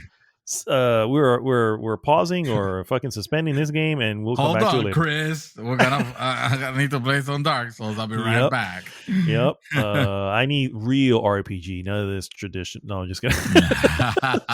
Anyway, so yeah, Chris Tales, and awesome looking game. I haven't played, so I can't really say, but I can definitely say this was on my radar to begin with.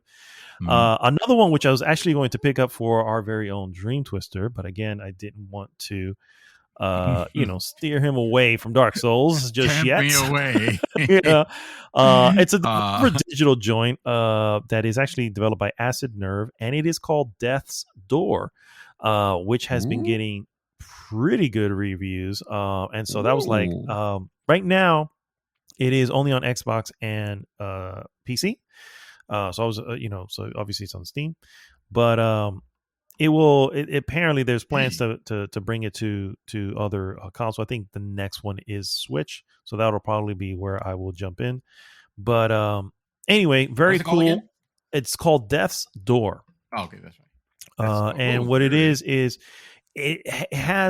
it's a little bit of a mix of The Legend of Zelda, the isometric view. Yes. With a little bit of Dark Souls. And it is it's made by Acid Nerve, and Acid Nerve made what was it called? Oh, it was the one where you just play this one character and you just fought bosses with an arrow. Titan Soul. Yes. Yeah. They made Titan Souls. And so this one, if you look at this one, it has some similar view, but obviously they have put more into it. And like I said, it looks like Titan Soul was very like, I don't want to call it 16-bit graphics. It was very, what do you call that art? Bit art style. Yeah. And Death's Door, it's obviously different. It's not bit art. No, it's more rendered. Yeah, and beautifully also. Yeah, I know, definitely. Yeah. I like what I'm seeing here. This is definitely another one that's on my radar. I will eventually get when it comes to the Switch, probably first. But yes, something to keep an eye on. And the last one is called Ender Lilies, Quietus of the Knights. And Knights is like the soldier knights. This is another dark fantasy 2D action RPG. has very Souls-like stuff to it. The difference is you play a character you would not expect to be playing in this type of game. A young girl, essentially, is who you so let me see here. You play a young girl named Lily, clearly, who awakens in the depths of a church, and you're trying to remove the blighted from the soldiers and everything. So it looks pretty cool. It also has it's 2D, 2D, but it has a little bit of that it almost has that not Symphony Night. What's the other one that just recently came out that you liked? Bloodstain. It has that Bloodstain art style look to it a little bit. So nice. Yeah, it also looks pretty good. I think this one also probably has that Metroidvania feel to it as well. All three of these, those. Yeah, all three of these are on my. Well, one I already have, and the other two are to be gotten. so yeah, I just wanted to share that with everyone. In case you are interested, I feel like you should be. But moving on, sir, to the useless news that you can use, and they are useless this week. For sure. I think about the only real big thing that happened isn't really very big, but and that was of course EA Play. Finally, EA said, "Hey, that's right. E3 happened a month ago. Let's do something here." They're behind, like, all right, E3, come on, let's go. Who's ready? Where is everybody? Yeah, pretty much. I mean, pretty much. So they only had a few announcements. First off, they showed off Grid Legends. Which is the race car game. If you played Grid before, you know what that is. Yep. A new addition to the Grid. They showed off Apex Legend Emergence, which is... Hold on, let me go back here because I thought I had the information here, and I guess I don't. Never mind. Well, we all know what the hell Apex Legend is, so we don't have to go into that. They showed off. I was kind of hoping that you would say if it was, because it sounded like it was. Oh, is this like a single player thing, or is this just an event that they're having? I think it's an event that looks like they're having. Extra characters or something. Okay. They only have is the launch trailer. So I don't really go into much detail on it. I don't really play Apex Legend. Apex Legend I did before when it first came out. It is a completely different game at this point. It's like I wouldn't even know what to do. You know what I mean? Yeah. So it's like I'm never gonna go back to that shit, unfortunately. They showed off a new game called Lost in Random, which looked pretty cool. Had an interesting art style. Almost Nightmare Before Christmas look to it. It's actually pretty cool. It's a 3D. Looks like 3D adventure game. Season 2 of Knockout City was announced, and Knockout City just came out and already having a season 2. So Knockout City. Yep. I don't even know what Knockout City is. That sounds like boxing. The dodgeball. Never mind. Yeah, what's it fucking called? Dodgeball Battle Royale thing, I think is what it was. But actually, got a lot of freaking good vibes came out of that. Believe it or not. Really? Yeah. Oh yeah. Okay. Yeah. It's just a online multiplayer game. Not really into it. So right. Unless it's Dark Souls. But anyway, which is not really a multiplayer. Which is not really a Battlefield 2042 Portal. Talk about revealed. Multiplayer game. Speaking of multiplayer game, yes. Oh, yes. One of the most anticipated games of the year, apparently, according to this article. Especially for first-person shooter fans, the game already looks fantastic and beautifully chaotic in every trailer. And it's going to be a buggy mess because that is the stamp of every Battlefield game. It's going to be a buggy mess. I saw this trailer and I came to realize something. I had zero excitement. Zero. And I'm like, I like first person shooters. You know what I'm saying? I remember Battlefield 1. Dude, Battlefield 1 happened and I was in. They wanted that one. You know what I mean? I don't think you're the first person multiplayer type of person. Like you don't enjoy those. It was, dude. You could have checked my vitals and you would assume I was dead watching the stream. I was just like, there was zero interest, and I was just like, I realized, like, I'm just not. Yeah. Oh, dude, I am. I mean, I'm not like like, oh my god, I can't wait, but I'm excited. I want to see. I know I'm gonna get it. I know I'm gonna play it. Even though I am not super into multiplayer games, I have enjoyed Battlefields, and specifically the Battlefields that have been the modern takes of Battlefield, because like I played Battlefield 1 and about, which by the way, right now you can grab that for free evidently from, I want to say is probably from, not Twitch. Who the fuck is giving that game for free right now? Check for me. Yeah. But I did enjoy, Battlefield 1 for what it was, and Amazon Prime is giving it. Okay, yeah. And then and the last Battlefield that came out, I played the single player campaign, not much of the multiplayer. I was not really into it, because I like my modern Battlefield. I like the Battlefield that I remember, which is the Battlefield of Bad Company 2, Battlefield 3, Battlefield 4. I love Battlefield 4 a whole lot. Those are the games, and this one, even though they're going into the little bit of a crazy futuristic, just a tad, it's still like believable enough where I'm like, oh yeah, hands down. As long as we don't have like fucking lasers and shit, then I'm cool. Yeah, there's something about ballistics that feel better when you're playing as opposed to. Well, it's the realist. Yeah, the realism. I mean, nothing against laser. If that's what you're into, like the other day, I was playing Battlefront 2, and I was realizing that, you know what, this game is not terrible. The multiplayer, the single player is like fucking atrocious. But the multiplayer was not terrible. It's just they fucked it up. They fucked it up badly with the way they wanted to monetize it. Mm-hmm. Yeah. And all that crap, that by the time they made it good, like nobody cared. Yeah. And that game's still being played by its hardcore people. But. Yeah. A lot of these consistent games still have, even, I mean, if fucking Fallout 76 is still going, come on now. Battlefield, Battlefront 2. Nobody's playing Battlefield Hardline though. I guarantee you. Good.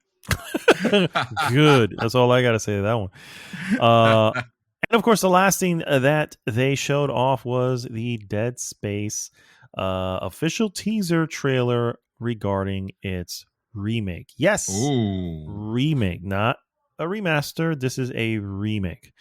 Nice. I am cautiously, first off, how do I say this? I don't know if I trust EA to deliver on a remake. Like, I almost would have preferred them to do a nice remaster, because that was made by Visceral. I don't know what we're gonna get from this. You know what I mean? It's like, and I'm not gonna say. I know their intentions are good. You know what I mean? They've already gone out and said, there's no microtransactions. Blah blah blah. Okay, cool. I just don't know, bro. And I want to be excited because I think they have there is a huge bar, because Dead Space 1 was fear in disc form. You know what I mean? It was just like, that game kept you tense all the time. Anything short of that, it's going to automatically be, nah, you fucked up. Well, you know what I mean? Dead Space 3 says hi. That's exactly what happened to it. Exactly. Yep. I'll give you the benefit of the doubt. It depends. Who's making it? Do we know? Hold on, I'll find out for you right now, real quick here. Because if it's Respawn, then I'm super fucking all upon. There's no doubt, and I will jump in this chair and say hallelujah. We got a Dead Space that's gonna be awesome. But if it's someone else, EA Studio Motive. Okay, yep. So Motive. Okay, all right. That was that was my first red flag. Yeah, they're done. They've done good stuff. Motive did this Star Wars little thingy that they came out and that worked out great. Yeah, I mean, don't get me wrong. Yeah, they nailed a space shooter. Cool, or a flight sim, or how you want to. That's great, and I'm not taking that away from them. They, but again, okay.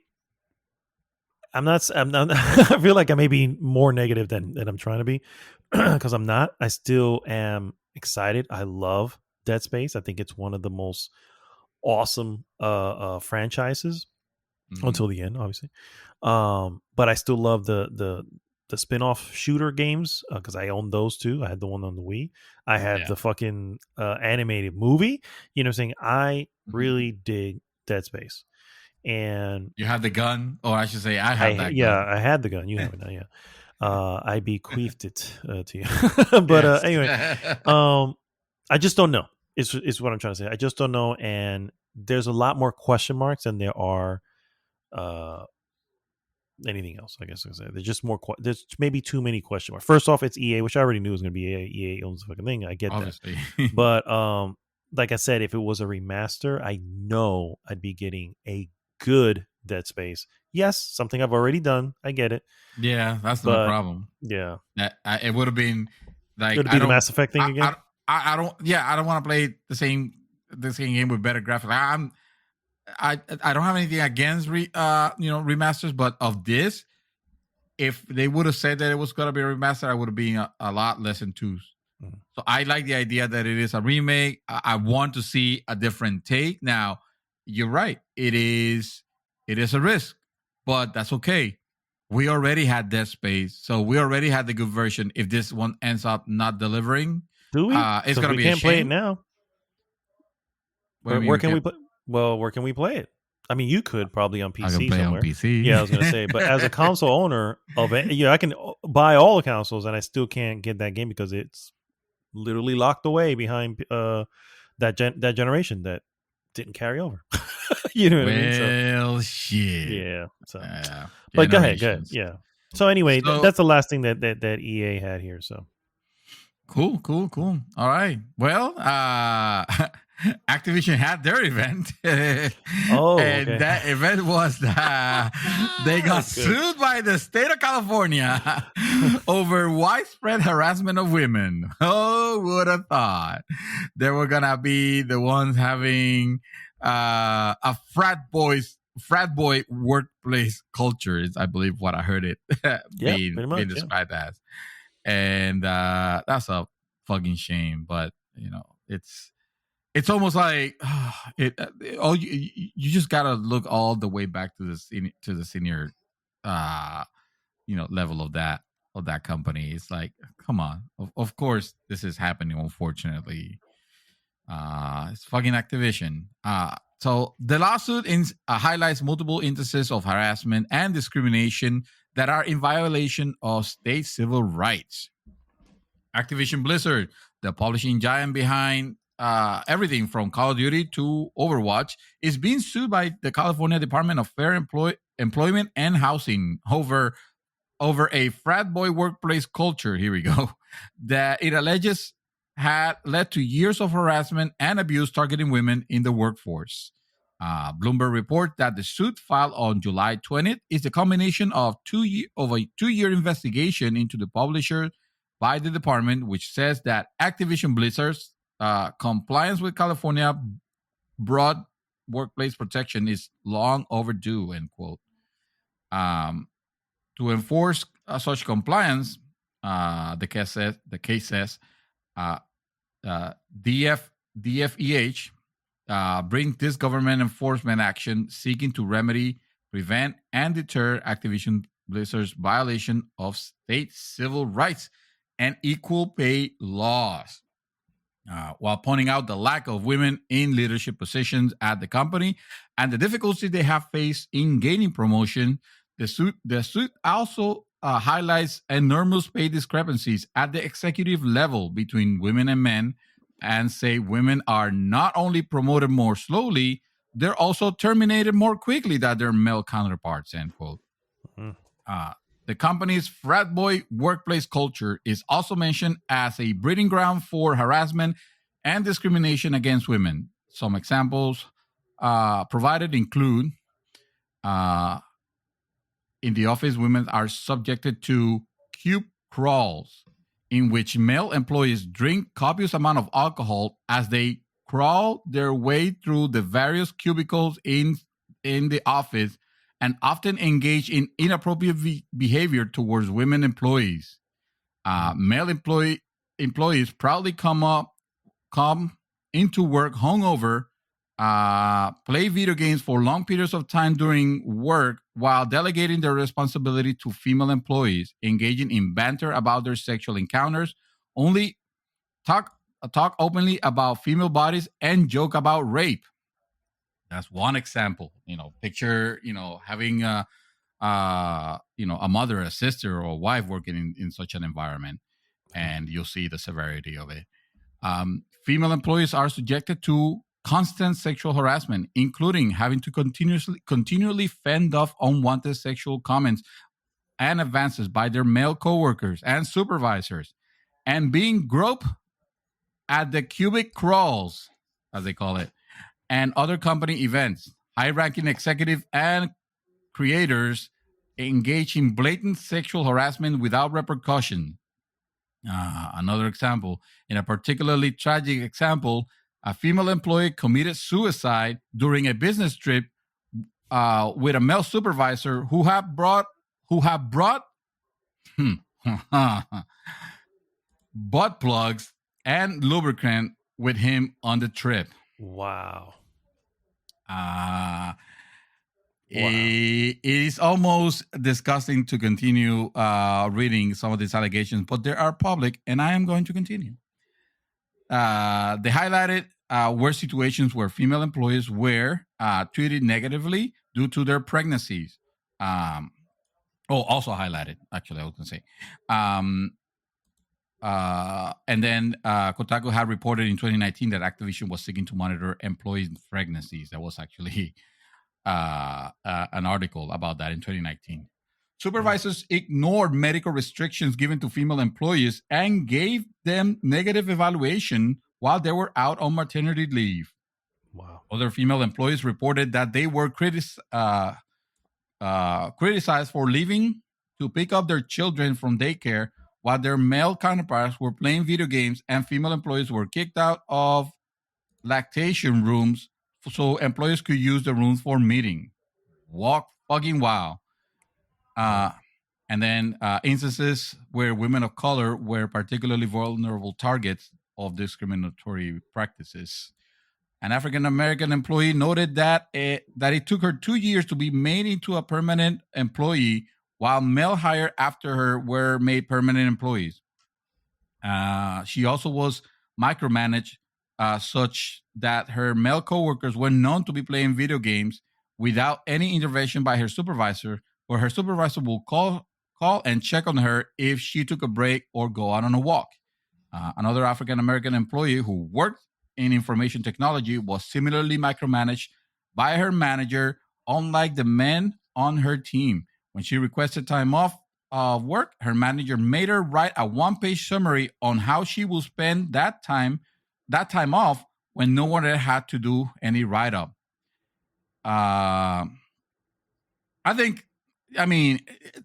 Okay, so credit to Kotaku. If you wants to read the rest of this, it's obviously super fucking disgusting. It's called Activision Blizzard sued by California over widespread harassment of women. There is, it is, dude. Again, it's like the stuff you read and you're like, well, it is hideous. It is hideous, and completely against the law. Like, yeah, oh yeah, not just in California. Fucking jail time for this kind of behavior. And you look at it and you think, and it's like, but of course it was gonna be attributed to Activision Blizzard. Of fucking course. Like what do you expect? I'm not saying in any way that automatically justify them, because fuck them. If I haven't made that clear enough, And I really hope that they actually, this investigation, finds out all this is the stuff that just came out to light. There's stuff there that I bet it hasn't come up to light, and I bet it involves a lot of higher ups on it, because that's usually how that shit, as high as this shit goes. So if there was ever a time for a company shakeup, and while I'm at it, fuck you too, Ubisoft. You have been on the you have been accused of a similar behavior. This is not something new on this industry. Unfortunately, and it pains me and it saddens me, because I love the gaming industry, and I love hearing about the good things and the innovative things, but like this kind of behavior is like yes, unfortunately, something that does not surprise me to hear about the toxic, because of the toxicity of this industry, all at the same time, of the culture of it all. It's disgusting, bro. I would invite you to read this article on Pajiba.com. It is called "Is the Video Game Industry Truly Rotten to the Core?"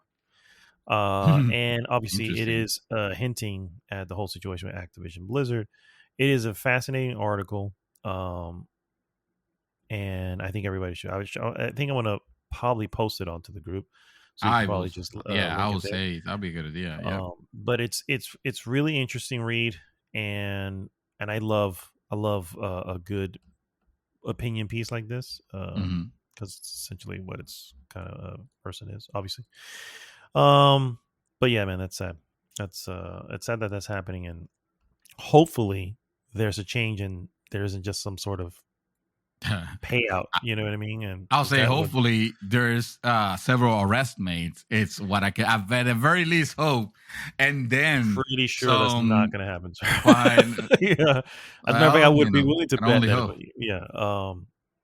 Yeah. Unless they literally put a name out there. Because that's the deal, is they haven't put a name, and the reason they haven't put a name is because it was widespread. So it's really a company issue at that point.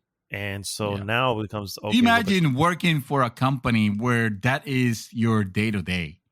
It's insane. Especially I say imagine, but we as males, we cannot imagine that, right? It is. I mean, we're we're not women. So the women, though, I could ask my wife and ask her, like, would you consider, like, no matter the payout, would you consider working in a place that this is actually the culture? It's like, it is, dude, it is appalling to the core. Yeah, I agree. All right, guys. My next piece here, Warner Brothers. You know that goes. Warner Brothers is set to produce 10 movies exclusively for HBO Max next year.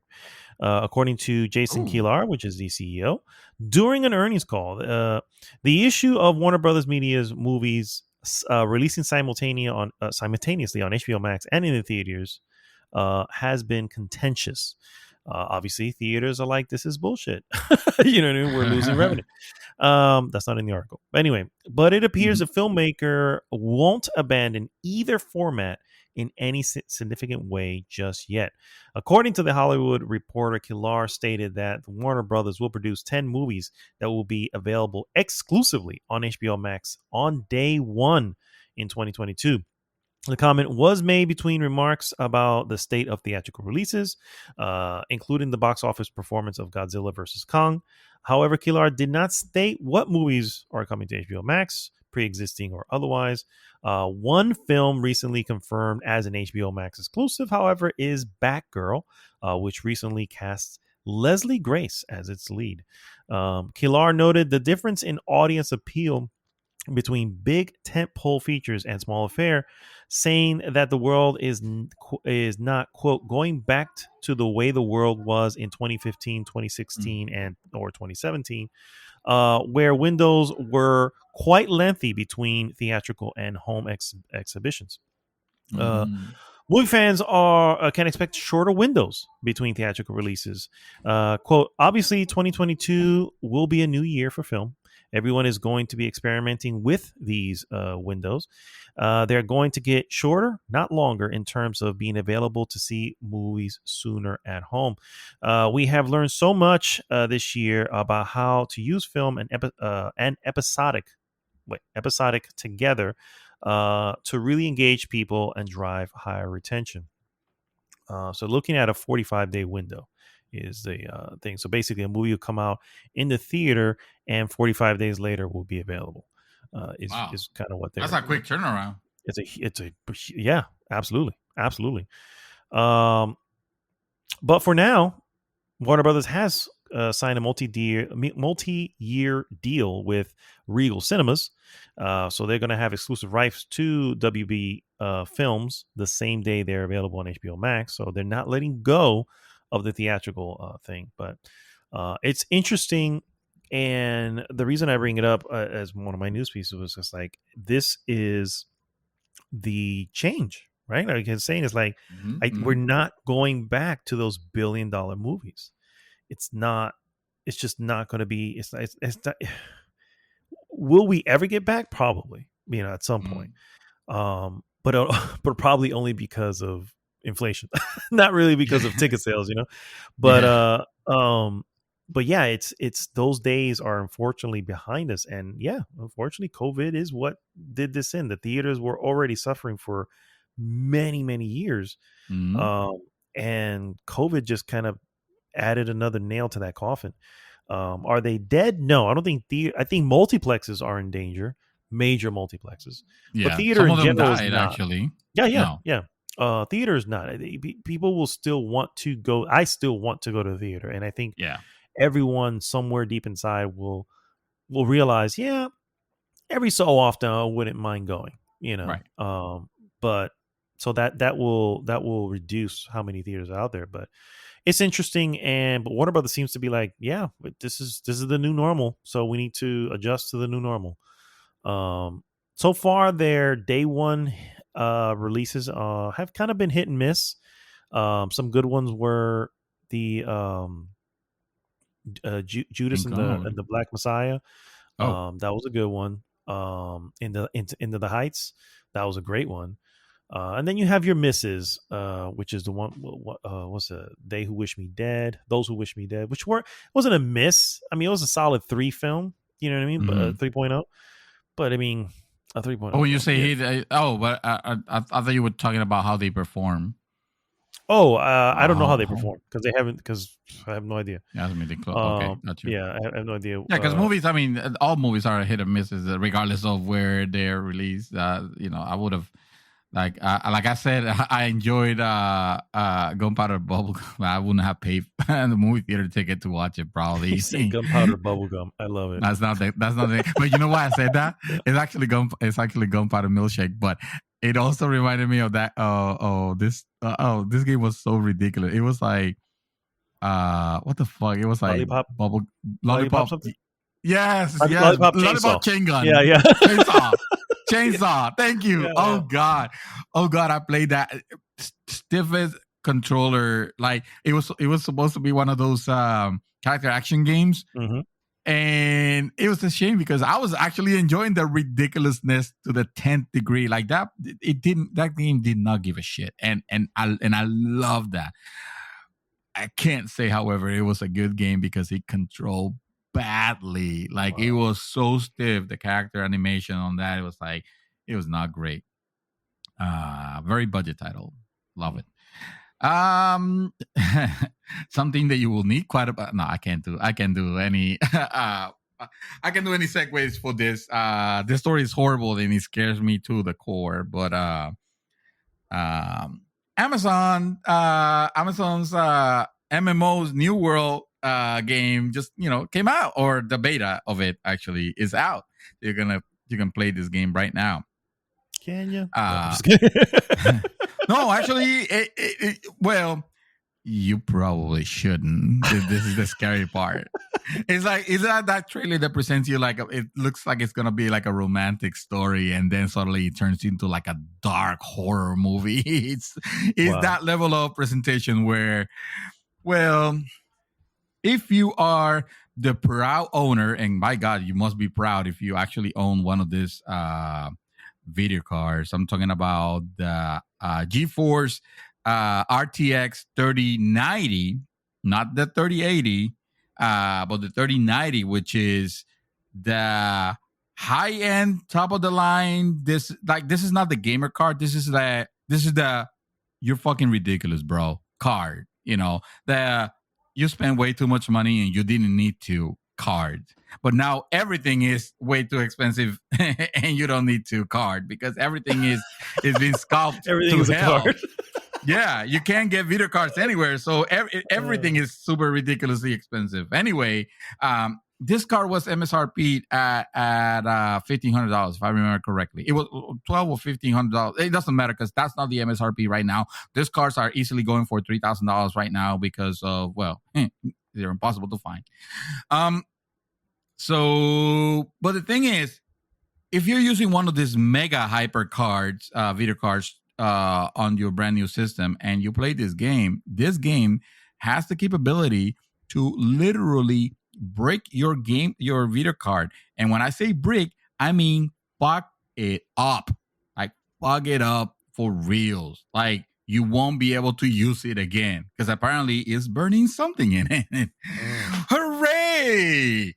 Like wow. No, I have never heard of this happening before on a game. I've heard viruses, computer viruses that are destructive that could actually, if well targeted, could potentially like damage hard, equipment, make something run overclocked or something like that. But usually, even in the cases of overclocking, this systems has the newer systems, talking about the newer CPUs and video cards from like years back to now, they have safeguards. They have ways of protecting themselves, whether it's by underclocking themselves or just shutting down straight up. Your computer shuts down and you're wondering why. Probably because it's overheating or something. So I was very surprised to hear that these high-end cards were having this level of problem. And now the cards that have been identified for the most parts have been the EVGA versions of the 3090s, and I don't think it's a quality issue with EVGA in particular. EVGA is the company that the brand, the particular brand that is selling these types. Obviously, those cards are they're different vendors. You can get them from different vendors. I got, for example, mine is directly from NVIDIA, but you could get them from like I don't know, MSI, Asus. Yeah, in this case, EVGA. Yeah, any of those. So. So the thing is, the EVGA's 3090s, like most of the cars that you were able to buy, they're difficult to get, but the ones that are usually more available tend to be the EVGA. So this problem doesn't seem to be related to any quality issue with those particular cards. They have also been reported on other cards from other vendors, but it seems like the majority of reports are from this one. But the problem is also doesn't seem to be specific to the 3090s series. It's just the one that has been, reported the most because those cards, being more powerful, tend to run a little bit more crazy. Let's just say, to put it simple terms. So it scares the hell out of me to think that a game could be out or a patch could be released for a game that will destroy a very costly part of your computer, and you will not be able to get a replacement because they're impossible to find right now, because of the chip shortage. Mm-hmm. So that's the part that has me, that has me particularly concerned. And the story got updated recently. It says that on an update from yesterday, Amazon Games has issued a new statement on New Worlds and recent concerns with graphic cards, announcing a patch to cap the frame rate of the MMO's menu system. Oh, so that's what was happening. So basically, on the menu system, these cards are very powerful, obviously, as you know. So when they're rendering something simple like a menu system, they will, if you don't have the frame rate locked at a particular, let's say 60 or 120 or whatever, if you don't have it locked, these cards will force whatever amount of frame rates they can. I'm talking about, it could be in the thousands and thousands per second. Damn. It's just you won't notice, you won't notice it because your monitor's never gonna refresh at that speed, but the card is still doing the work. They're trying to do that heavily. Speed, yeah. Mm-hmm. Exactly. So when it doesn't have any brakes, it's like, imagine if you take the motor of your car and you rev it up, you just press the pedal to the max. Your car is gonna go, and the reason why it doesn't continue going until it explodes is because it has that safeguard, right? Mm-hmm. That will keep it from over revving. But if you keep that for a long amount of time, eventually that's not gonna stop it, and it's gonna burn out, and you're gonna destroy your motor, right? Well, something similar is what's happening here. Wow. So now Amazon has finally decided to cap the frame rate on the menu. I will imagine they'll have to put, they'll probably put it at 60 because why else would it needs to run anything else? In a new statement, Amazon said that it has received a few reports of players using high-performance graphics card experiencing hardware failure when playing New World. The reports, how they describe it, by the way, is they'll be playing they'll press start on the menu, and the computer will shut down, and then they'll reboot it again. They'll press start again, and then they'll hear a pop. Damn! And when you hear a pop, and suddenly there's smoke, something blew up. Like literally, something blew. At that point, where there's smoke, there's fire. You're gonna have a bad time. Dear Lord. Wow. So yeah, it's basically that. If you guys are interested on playing this game, even with the patch, I would suggest turn VSync on. VSync is a feature where to try to put it simply, it's going to limit the frame rate to the refresh rate of your monitor, which is what you want anyway to happen. Yeah. Mm-hmm. Yeah. The only thing is that some people disable it because, of course, they like seeing the higher frame rate numbers counting. And when there's no, usually in the competitive scene, you want to have that off to save on the microseconds that it says you to refresh that. And I mean, I'm not disparaging. It is it's a valid reason, I mostly play with VSync off and G-Sync on, but now that I know that this is possible, and I have had games, for example, Forza Horizon is one that usually when it's loading, my frame rate goes from 85 to like 300 on the loading screen alone. And I'm not thinking anything. I'm not thinking, oh shit, the video card is now working harder than if it was actually rendering something. Mm-hmm. So now that I know that, I'm gonna be more extra careful because these video cards are unicorns. Yeah, they are nowadays. If you lose them, that's it. You're done. Game over. Damn. Yeah, and it's not like you could go in and I'll replace it with a PS5 because good luck with that search. Yeah, for sure. Yeah, man. Ugly business. Well, my last piece, guys, is a little bit of an interesting piece. Mm-hmm. The board of British company Sumo Group, whose various studios have worked on everything from Hitman to Forza to Disney Infinity, have agreed to a purchase by Chinese giant Tencent for a whopping $1.3 billion. Oh my God. The acquisition is merely the latest from Tencent, who in recent years have invested in and or taken ownership of other game companies such as Riot Games, which they own 100% in, They're currently at 40% of Epic Games. Epic, yeah. Don't Nod is at 23%. Activision Blizzard is at 5%. They may want to back away from that now, though. Ubisoft is at 5%, and Paradox at 5%. Wow. This is as well as smaller investments in companies like Platinum Games, Roblox, Bohemia Interactive, and that's just a selection of some of the better known studios. Tencent also owns video game site Fanbyte. Sumo Digital was originally founded in England in 2003, and well, this guy's going over his stuff here. But so, what does that mean? First off, Tencent owns us. Another company is going into Tencent, yeah. And it seems to be happening more and more. And there's a little bit of a concern here. I think there should be when you have that. They 1.3 billion was roughly 40% over what they're even valued at. Wow, so they did good then. For sure. Freaking Sumo Digital's shareholders are like, they're rolling in it right now. But why? Why would you overspend for Sumo? Not that Sumo Digital is a bad company in any way, but what's the play here?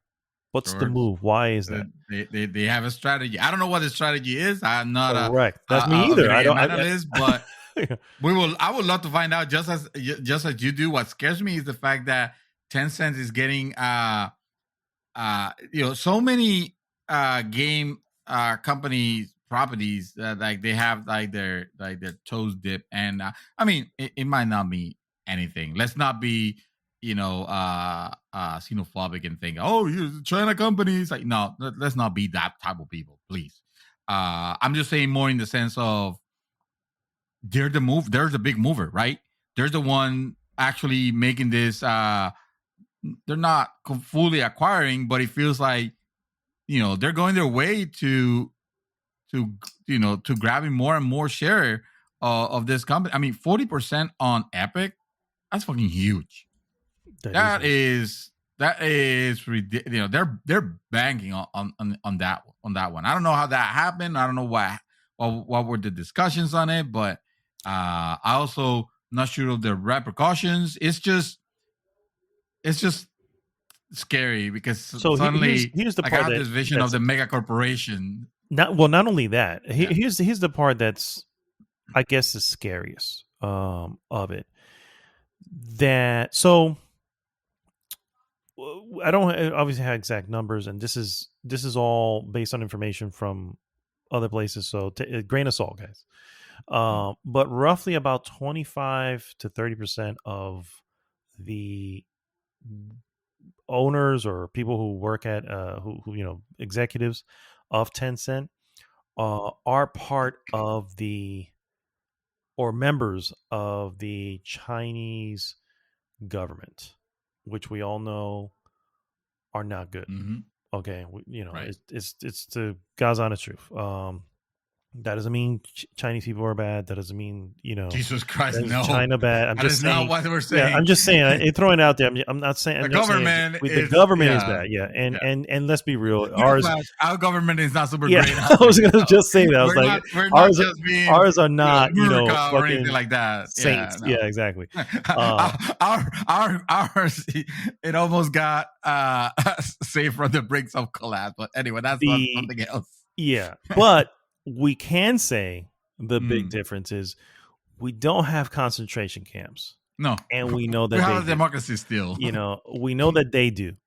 Yeah. There was a weird thing that came out recently that wigs that are coming out of China are actually from human hair from these concentration camps. Wow. That's fucking scary shit, bro. Yeah. And here's the crazy part. At this point, 80 years ago, 70 years ago, I can't even tell time, when there was a regime that was like this, the entire world got together to say, no, we're not having that shit. Yeah. That's not happening now. Obviously, last thing we want to do is go to war anyway, but we're complacent in it. You know what I mean? Because we're okay with doing business with China, even though we know what they're doing. And this is not money, bro. I think that's the scariest part. Yes, and this purchase literally shows that. It's like Sumo Digital just got way more money than they're even valued at. And it's like, why? What do they have? What do they know? Who are we paying off is my question. You know, who are we paying off here to shut them up? It's like I start getting conspiracy theories and just like, I don't know what the fuck is going on. And that shit's scary, bro. You know, there's also reports of, this is completely not gaming related, but there's also reports of the Chinese government buying up property and land here in the States. Oh yeah. Oh, absolutely. Yes. Yeah. It's just like, but why? Why are we just giving this to them? I don't understand, you know? And so anyway, so that's my last piece. I just wanted to kind of mention that. First off, I would normally say congratulations. You know what I mean? Hey, you just made a bunch of money, but at the same time, I'm like, I don't know. I like I said a moment ago, where there's smoke, there's fire. And right now there's smoke in the air, guys. And I just don't know where the fire is, but I feel like very soon we may just find out. You know what I mean? You know, if we start hearing Biden speaking in, you know, Mandarin, I'm just like, oh damn. You know? Wow. All right, that's a little bit of a conspiracy. That's a wacko conspiracy. I'm just saying. I feel like there's something amiss. We already know the fact. I'll wake up to the truth, bro. Aliens. Okay, fine. Oh. Let's be real. What is your last piece, sir? My last piece, ladies and gentlemen, I'm going to talk about Respawn because they are working. They're working on a new single-player adventure. No, I'm not talking about that Star Wars one. That one is coming. Relax. This is something new, apparently. That's what I'm excited about. Respawn Entertainment is looking for people to join a small team working on a new adventure. Apex Legends, Jedi Fallen Order, and Titanfall developer Respawn has announced that it's working on a new single-player adventure game.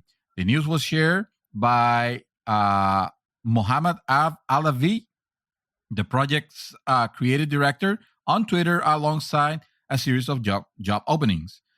Respawn is seeking lead technical game designers, a senior technical game designer, a senior combat designer, and a senior level designer to work on the incubation projects. Do they have to be seniors? I'll ask them. Yeah. I might apply. If not, can they be rookies? Can they be rookies? No. They have had to have Respawn many times already. Oh, okay, gotcha. As Alavi noted, those hires will be joining a small but ambitious team within Respawn. The job ads offer surprisingly little in way of details about the new project, but they paint a picture of a playground where designers will be given a lot of freedom to innovate. They also hint at the game universe allowing for this level of freedom, which could just be a PR speak, you think? But it's interesting nonetheless. It's not clear at this point if it's the same new. If it is the same new IP the studio was hiring a couple of months back or a different one. Indeed, Respawn appears to be very busy right now. Even outside Apex Legends, the studio is reportedly working on the next Jedi Fallen Order and juggling what looks to be multiple new projects. Wherever it is, though, it'll be a while before we see the fruits of their labor, as the project is very early in development. So I am glad that they're not just the Apex Legend team, because obviously that team has shown that they. Concern, yeah. That was my concern after. Titanfall 3 didn't do. 2 didn't do very well. They're just gonna, Apex is doing, great for them. So now this is gonna be the team. That's all Respawn is gonna do, and that'd be a shame because there's a lot of talented people there, and no, turns out they do have different projects. They did Jedi Fallen Order, which was it is a very good game. It was very well received, and I will recommend anybody to play that game. They're working on a second one, which deservedly so, and they're working on new IPs, which they don't seem to be Titanfall, unfortunately. But if they did Titanfall as good as they did, specifically Titanfall 2, Titanfall 1 was great, but it was multiplayer only game. But I freaking love Titanfall 2 to the point where I would love to see something. You know what? I would like to see something from them. It doesn't have to be a first person shooter. As a matter of fact, don't be a first person shooter. You demonstrated you did third person very well. Give me something else. I don't care. You guys seem to know what you guys are doing so far. So yeah, good stuff. I think I'm excited to see what they come out. I actually feel like the other day, briefly, I was like, I kind of want to go back to Titanfall 2. And then I realized it was a disc, and I no longer have the disc. So, that's fine. That game, you will get that game digital $5 on the next sale. I want to say, I would not be surprised if it is that right now. If you look on your phone, it probably is, considering how few people ever freaking played it. Christ, David Gomez. That is, we don't even speak that name anymore. Not playing Titanfall 2 for Call of Duty. He who shall be dead to us. Call of Duty. Call of Duty. Shout out to David Gomez. Yeah, his cool people. We miss you. Actually, I do want to it's really, really quick, fast plug here for anyone who did not know this. PlayStation 5 owners. Oh? 5, not 4. PlayStation 5 owners. All three of you. Apple and Sony have teamed up. And you are now able to get 6 months for free of Apple TV. That's pretty good. 6 months. Just all you need to do, literally, new and existing subscribers can get 6 months for free and no charge by simply opening up the Apple TV Plus app on your PlayStation 5, signing in with your Apple ID or creating one if you don't have one. After 6 months, you will be charged the normal rate, which is $4.99. Which is $4,000. Which I can tell you right now is just the price to get lost within my bills. I wouldn't even know it's fucking, So they got you me, will bro. have to. I've said it for a while now. Like, I am not paying for another service. It's not going to happen. Now I'm definitely getting this because it's free for 6 months, and I can already see it's going to be a year after that where I didn't realize, fuck, I've been paying for this shit for a year. I got Apple Music actually for a little bit on a 3 month plan that 3 month trial that they had.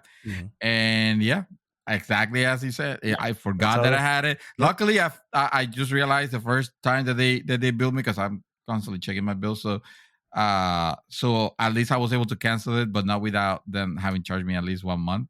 But yeah, this is great. I'll say go for it. Get yourself a good reminder thing. I personally use Google Calendar to put all my shit, and that's my reminder for everything. So, because I can say, hey, email me 3 days before they charge me again, so I can actually cancel it, because I don't want to pay for Apple TV. I don't either, but I have a feeling I'm gonna fucking fall into that hole.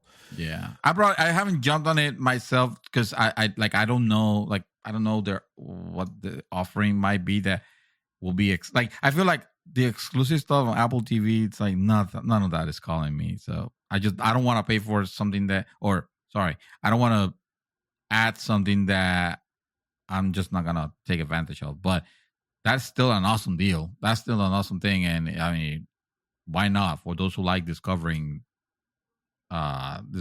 new shows and stuff like that, and getting hooked, and then going and then gladly pay the subscription to continue having Apple TV because that's how they get you. Yeah. That's how With we good have programming now, is how they get you. Literally 8 services that we're paying for. Yeah, exactly. That's how they get you. Remember when nobody wanted cable, all the channels on cable because half of them were just garbage, and everybody wanted a la carte. If we can only pick the channels that we want to watch, well, guess what, mofos? We're there, and the bill is the same.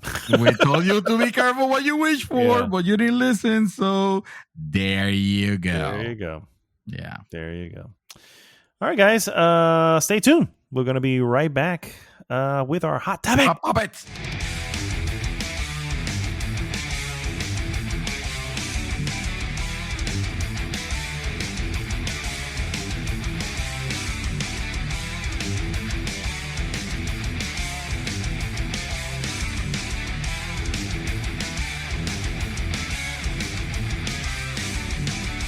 And we are back with our hot topic of the week. Hot topic! Hot topic again, guys. Epic gaming moments that will never happen again.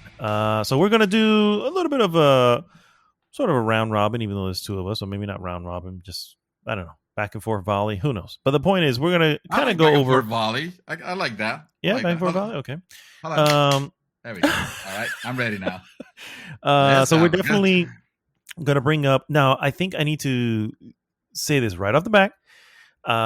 There's going to be spoilers clearly here because we're speaking of epic moments within games.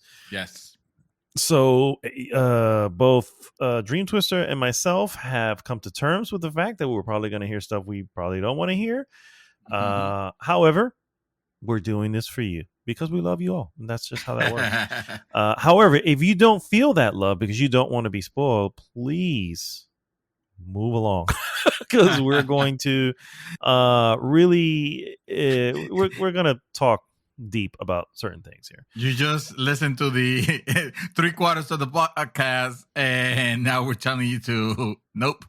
Yeah. If you feel like you cannot, it's understandable. Or if you want to hear skip between games, and when you hear a game you don't want. Yeah, we're not gonna be blatant. We're not gonna be blatant about it. Honestly, it'll just be the moment. And also, a lot of the moments, for example, in the case of my list, a lot of the moments are gonna be classic games that you probably have already played. And just like you said, if there's something that you not want to hear, then just skip forward a few minutes. Yeah. Well, that's it. This is the last spoiler warning. Last spoiler warning, and we are a go. Mr. Davis Allen, I'm going to kick it over to you because apparently you have a list of 500, so we're going to have to knock some of those out real quick. I only have 8 in particular, and I am going to deliberately start with the weakest ones. Because they are, obviously I want to do them in order, and I want to share with you the good ones. So I'm just gonna get this. How many do you have? I have 6, sir. Okay, so I'm gonna get this 2 out of the way relatively quick. But number 8 will be Princess Robot Bubblegum. GTA 5.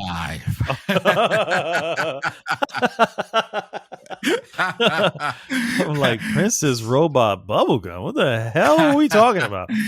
Oh, let me tell you what Princess Robot Bubblegum is actually. So in GTA 5, among the myriad of things that you can do, you can just choose to just chillax at your crib, right? You can just be relax, watch some TV, pop beer, just enjoy different channels. It's amazing because he has programming, obviously not live programming, but he has programming that has been made for you to watch and enjoy, just like if you just want to take a break of the craziness that is that game.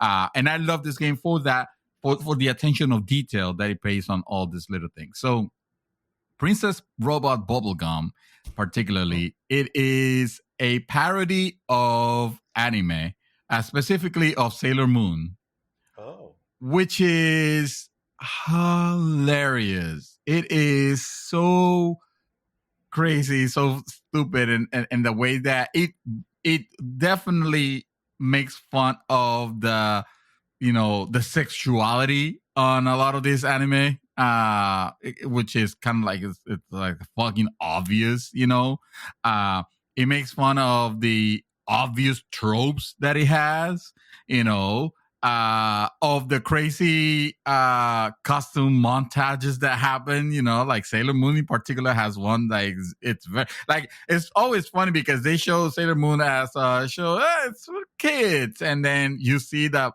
the custom montages are kind of like, whoa, wait a minute, or at least the ones that I remember seeing were kind of like they have strong sexual connotations, to say the least. And it just rolls with that. I mean, obviously, you guys all know GTA 5. You guys know when you're driving on that, you tune on stations, and they have DJs that are like parodies of of DJs and of things that are happening, and they have the Weasel News, which we can imagine who is it making fun of. That's Fox News, bro. Yes. In case, okay. Yeah. In case it wasn't clear. Yeah. And you have stuff like stuff like that, just basically parodying pop culture in general. But I love seeing it, and it's just one episode. It's like 11 minutes long, also, and it is all just a cheesy animation of this, anime heroine chick that has been trained by this master that is also kind of a pervert at the same time. They say that her mother was a ninja, her father was a samurai, and it's very, very stupid. I'm gonna post it on the group, and I'm gonna show it to you. You need to watch this. I know you've seen it though. I want to say there's no way that I could have. I just looked it up. No, I did not. You did not. Yeah, I had to look it up. I know I sent it to you. You did. You chose not to watch it, but I know I sent it to you. If you're never gonna play GTA 5, sir, just do this solid one for me. I know you're not into having the laughs, you don't like to laugh. I know that, you're not a person of humor, but just humor me at the very least and watch this thing so you can at least appreciate the silliness of it all. Okay. I'll put that on the list because I don't think it could be done funnier than that. Actually, it probably could be, but like I said, that's why it's just my number 8, and I didn't want to take it off the list.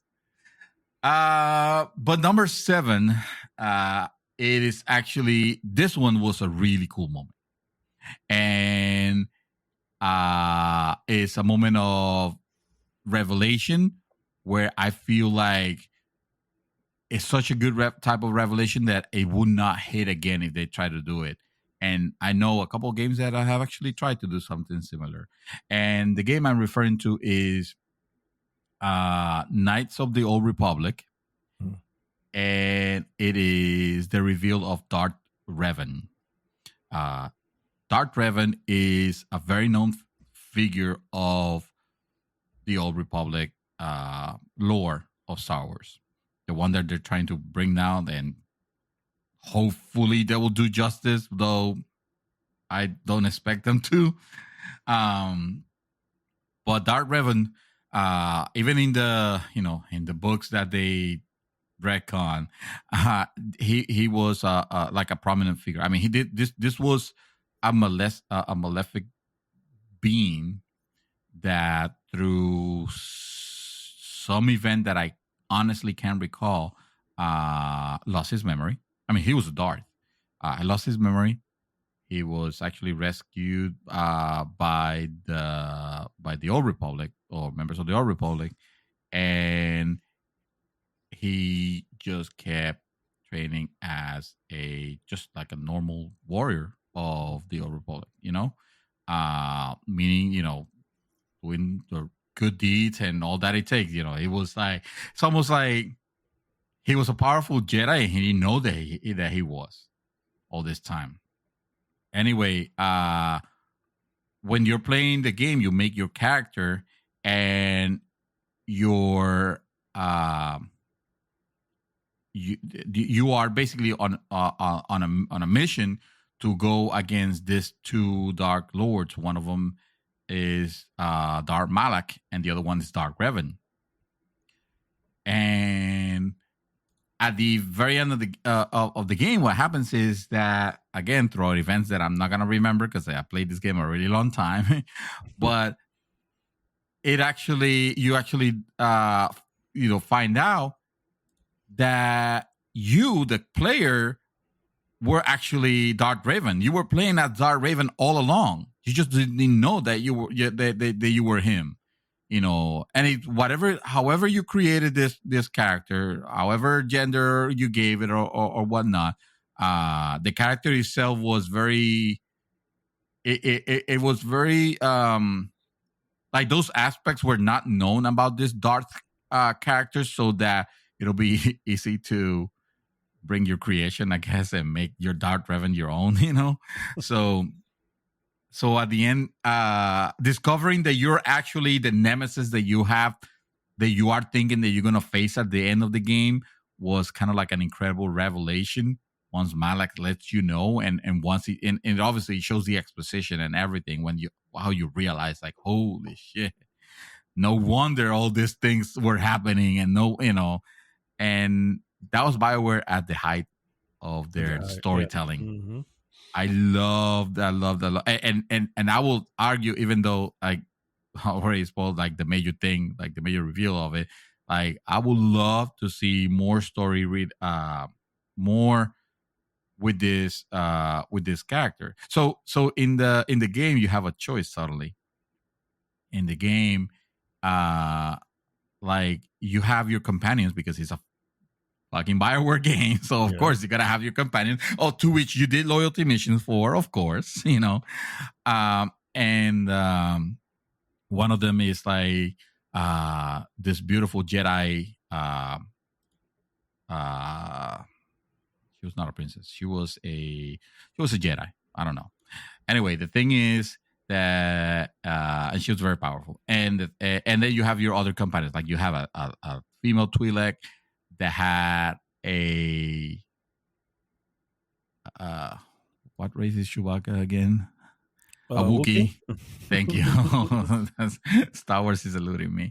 That it had a Wookiee companion that was like the for life companion of this Twi'lek character, and anyway, it was being the BioWare game that it was very heavy on the Paragon and Renegade, except that obviously they don't call it Paragon and Renegade, they call it the light side and the dark side.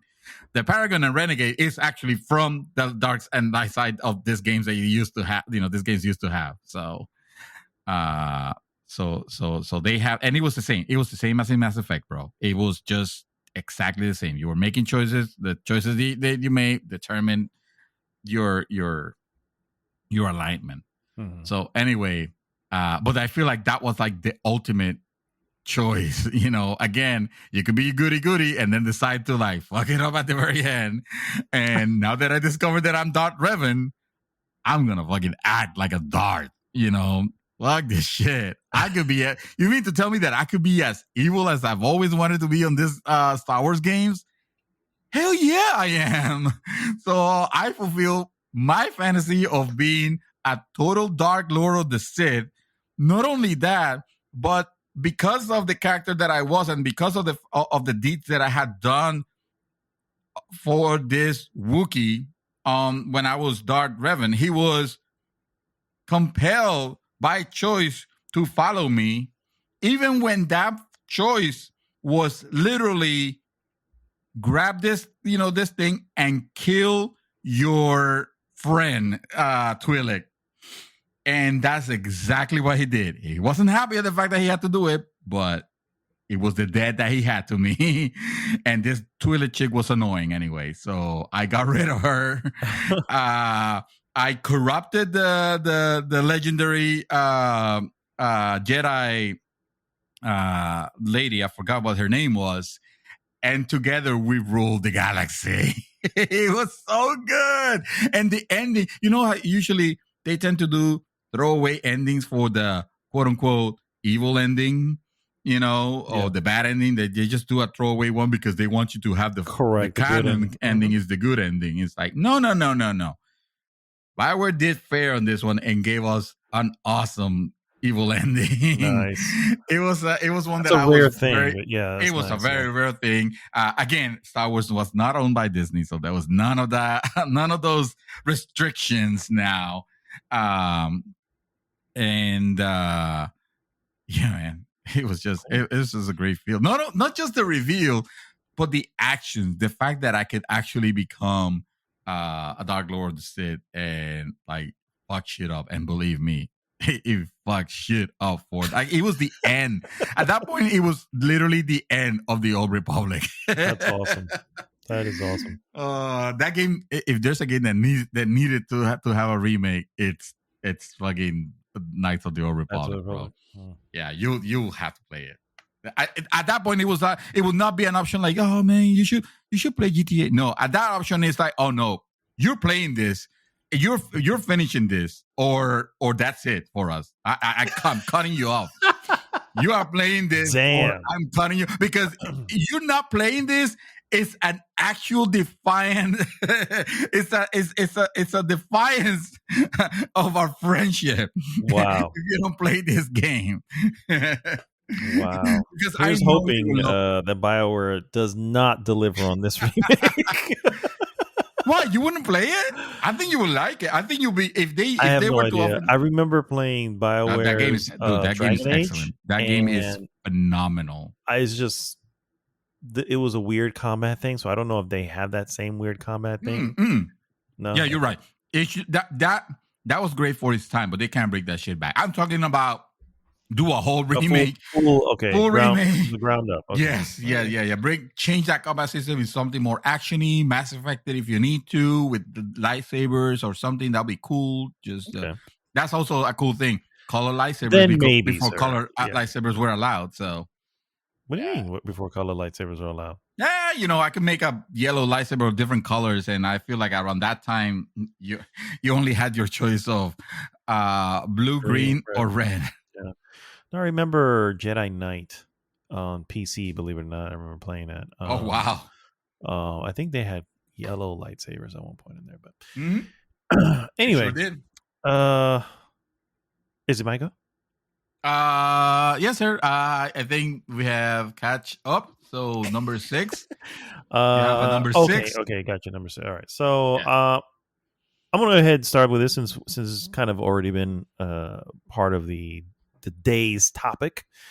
And Dark Souls 1 epic moment that I guess it can't, I should say, now that it can't be redone, it's been retried, and it's just not the same. And that is, of course, the Ornstein and Smough battle.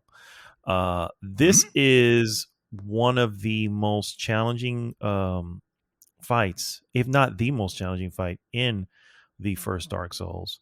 And I'm gonna just thinking all the boss fights in Dark Souls 1. Yes, this would probably be the most challenging, outside of the early stuff that you're just kind of still getting used to. At this point, you're already feeling kind of badass in the sense that you're probably gonna die at a boss or something like that, but you can kind of get it. This one is 2 bosses. Ornstein and Smough are 2 people.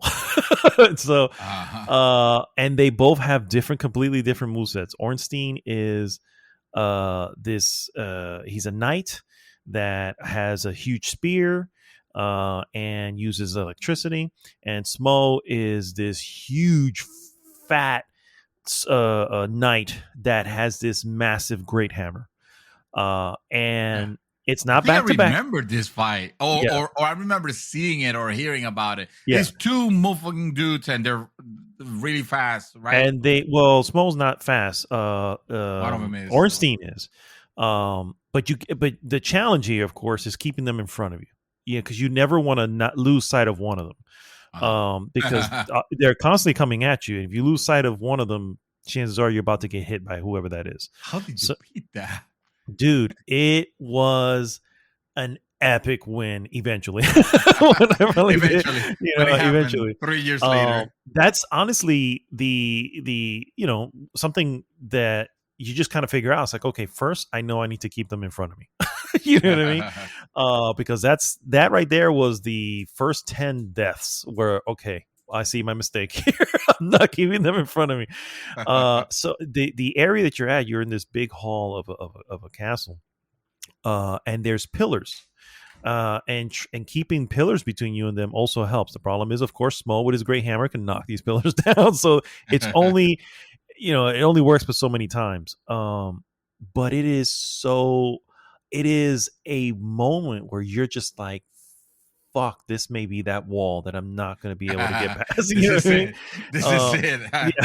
Yeah. And no, dude, when you do it, it is easily what you can consider to be a rite of passage, in the sense that you can wear that on your shoulder and saying, I defeated solo, because there is a co-op in Dark Souls. I soloed Ornstein and Smough, and defeated them on my own terms, with my own my weapons, I figured it out. And it just there's just no taking away. There's no taking that away from me. You know what I mean? And it's been tried since Dark Souls 2 and Dark Souls 3 have moments where it's more than one, but it's not the same. You know what I mean? It's like it's that first reveal, because you already know bosses here are fucking hard. You know what I mean? You just know it, and you know that there's always a pattern. And then you see two of them. And you're like, son of a bitch. You know what I mean? It was like, God, and these guys are tough. These guys are really tough. And then, by the way, when you kill one of them, okay, the other gets roided. Gets roided, yes. So, and suddenly becomes a bigger problem. And it depends, and obviously the fight changes depending on who you kill first. I think most people kill Ornstein first, which is the not the fat one, because he moves faster. So in the fight that you're fighting them both, most of the time he's your closest one. So because he's consistently flying at you. You know what I mean? Smough is usually in the background, and you're constantly moving back. You know what I mean? Yeah. So that's usually the thing. But there is, if somebody for some reason just decides to pick on Smough, then you have to face Ornstein, at a much more pissed off level. So it's choose your poison at that point. You know what I mean? So, but yeah, that's my Which first. Which way do you want to die? Oh, and by the way, killing one does not end the fight. So if you kill one and die, now you have to try to kill him again. And the whole deal is like, if you kill one of them and you've like done like half the damage, like the other let's say you kill Ornstein, and you've knocked Smough around to the point where he has about half his health. Well, he gets all his health back when in that second part. You know what I mean? And so you're starting from scratch again with him. So yeah. Wow. Yeah, that one's gonna. That sounds painful, but I think I've read about. Oh, you know what it was? I actually, one of the last strategy guides that I bought must have been Dark Souls, because I remember reading about that fight, and because I wanted to get ready, because at that point I was just like, I'm not gonna figure things out on my own. I just want to see, okay, what do I have to do to beat the guy? Strategy guys were big. Yeah, strategy guys were big. Yeah. All right, so my number six here, sir. Would you kindly tell me which one is my number 6? It is my number 5, apparently. Yeah. Oh, I had a feeling that we were going to cross over. I mean, these are just like these are once in a lifetime moments. You know what I mean? And so yeah. So go ahead. And to be fair, not the only ones. There are probably going to be games here that, like, I have I realized on my list I don't have a Nintendo game, and Nintendo has games that have a lot of those moments. Mm-hmm. I just it weren't on my list for mine, but it can be on yours, and please let us know because I'll be interested on knowing them. So yes, actually, I'm a big sucker for unexpected left turn reveals, and I'm gonna let you actually speak about this one. So it's your number 6, sir. What the hell? No, but you're gonna mention a number 5, so because it's your number 5. So yeah, I like. I mean, I think the best like part. BioShock. BioShock the game is great, yes. But realistically, it's one of those reveals that were there, mm-hmm. because when you play the game again, as I have many a times, you start seeing the little breadcrumbs that were already kind of leading to that, and it just didn't mm-hmm. put it together until I did not see them. I did not see them. I mean, they happened, but it was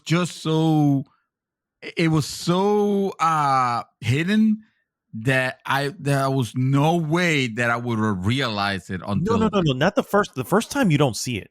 It's right. When you play the game again. When you play the game again and you revisit, you start seeing the puzzle pieces, and you're like, man, this was there this whole time, and you didn't even know. Absolutely, dude. The reveal that your character Jack is being mind controlled, and is clearly the was it the son, right? Son of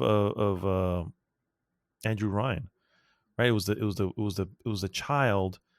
What was her name? It was a dancer at the club. She got pregnant or something like that. I don't remember what it is, but yeah, it was crazy. It was like, oh my god. I mean, I remember. I know the name. I didn't know, or I don't remember, I should say, those details. But I do remember, for example, that throughout the whole game, or actually, the better part of the game, you get contacted by this person that happens to be basically trapped there on with you on Rapture, which is this like underwater city, this gorgeous underwater city that was supposed to be like an utopian place, but it ended up being like it ended up becoming a nightmare because some drugs got introduced and it attacking people and whatever. Anyway. So you got this character who you're trying to help because he's asking for your help. His name is Atlas. That's the way that he identifies that's how he presents himself. Yeah. And throughout this time, you're also hearing about this evil criminal organization led by a person who we know as Fontaine, and this whole thing with trying to rescue and help Atlas and his family from escaping Rapture ends up becoming kind of like a revenge thing, because at one point, like Fontaine, it does something where the escape pod where they had the escape the bathysphere where the wife and son of Atlas was supposed to escape got blown up. It was a sub. It was an actual sub. It was an actual sub. Yeah, it was an actual sub. Yeah. It was an escape thing. Yeah. It was something to get out of the city. Yes, exactly. Yeah. So the actual reveal is the fact that, in fact, there is no Atlas. It was Fontaine all along. There was no family or anything like that. The whole thing with the destroyed submarine or whatever was made up. And the whole thing was kind of like manipulating you. And not only that, but also triggering you into doing his bidding, basically. By using a keyword the whole time, which it was, notice it when he's talking to you naturally. I swear you don't notice it because it's just part. He used the term. He will use the term. Would you kindly do this? would you kindly he says go to the next step? At the very beginning. At the very beginning, would you kindly go to the thing? Yes, and yes. And that's what I'm saying. It's one of those things where you hear at the beginning again, you're going, this motherfucker has been here since the get. Since the get-go. Doing this shit. The whole time you're thinking that he's just being polite, but no, that's the trigger word. That's what and of course, because you're the player, and as the player playing the game, you have to do your mission, the next step on your quest or whatever. The game makes it feel like, oh well, all this time we were controlling you, because that's what it was doing, at the very end, and that was mind blowing. Yeah. That was freaking mind blowing, finding out, getting face to face with Fontaine and realizing that everything that happened was actually his fault, and there was no Atlas or anything like that, and the fact that you were. I'm not even going into the reveal of your story and how you came to be in it, because that's the part that I don't remember very well. My details are hazy, but I don't even need to.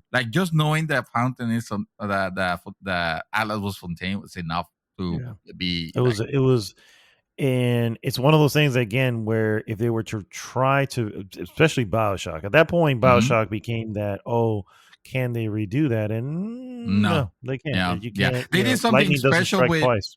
Yeah, they did something special with BioShock Infinite. I feel like they did something special, but at that point, it didn't hit. It was the effect of the shocking event of Call of Duty, like the first time you see the shock.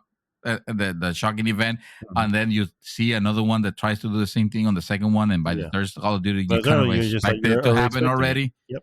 Exactly. Yeah. So it didn't hit the same way, and it was Randu Ryan actually, the main antagonist, or one of the antagonists of the. Because at this point, I would not even consider him to be the actual main one, even though the whole game you're thinking that he is.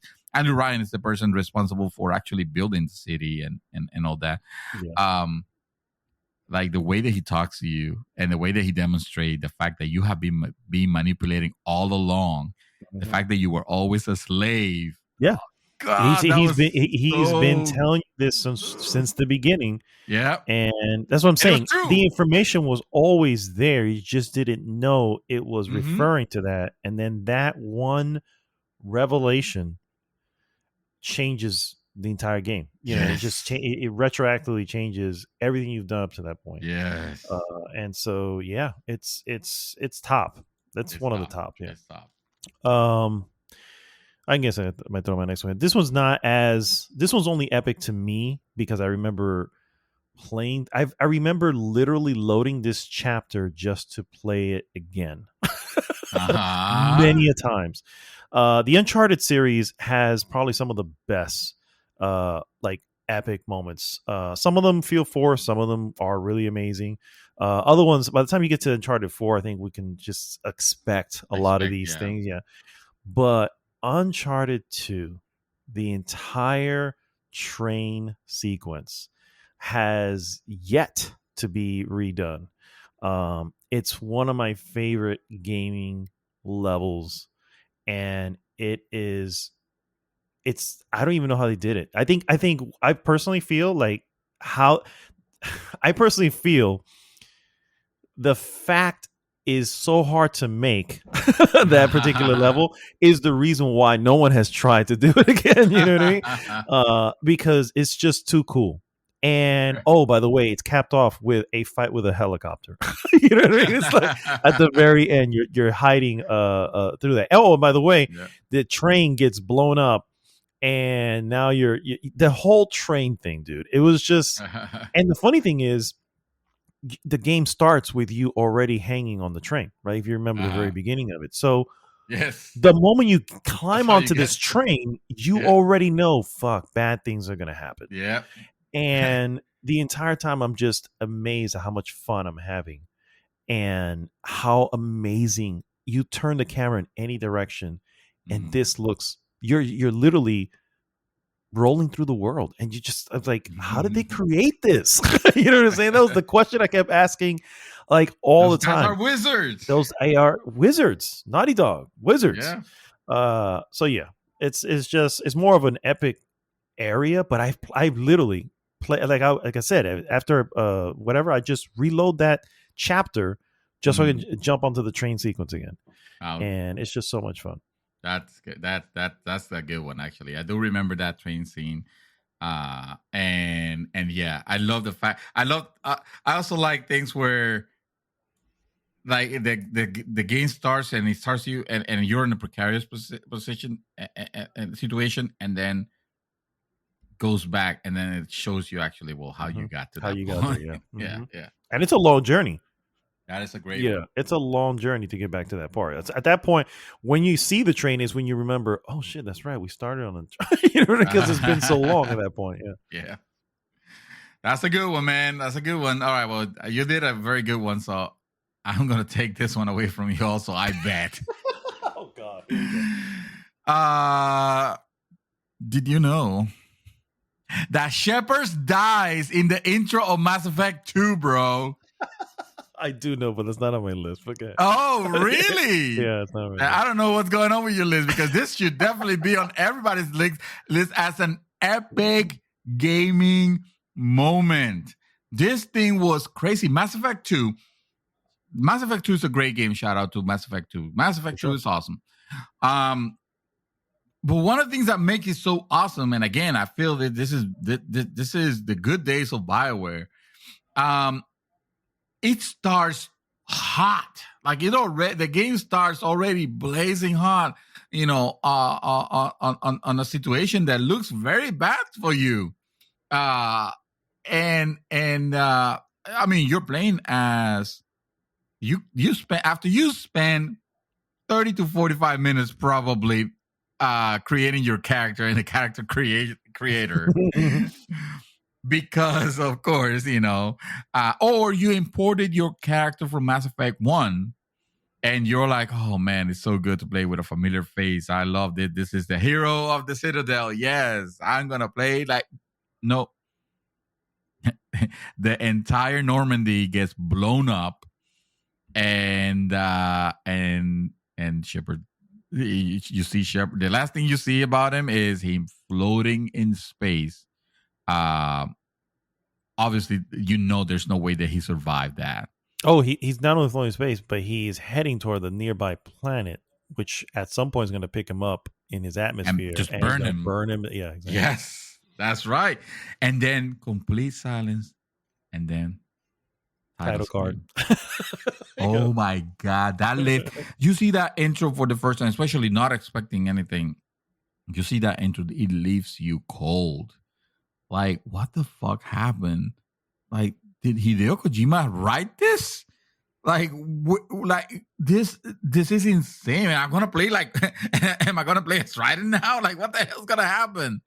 No, the game continues, and sure, you do actually get your character back, a sort of way, and it continues on and explain how. But man, that intro is, I mean, right there, one of the best intros in gaming, and we have quite a few of them, but I'll put that one on.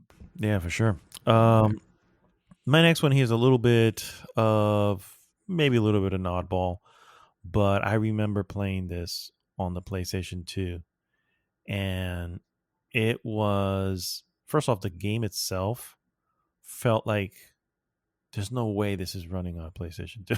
It's just like Black. It was the game Black. Remember the game Black, which was like, there's no way these graphics are running on this console. Yeah. This was Shadow of the Colossus. Oh wow! Yes. That game. Talk about a moment. That was an artful game. Yes. But the first time you actually, when you first see these Colossus, it's like, okay, what the fuck do I do here? I remember it probably took a good 40 minutes to an hour to figure out what I needed to do, because I got it pretty early.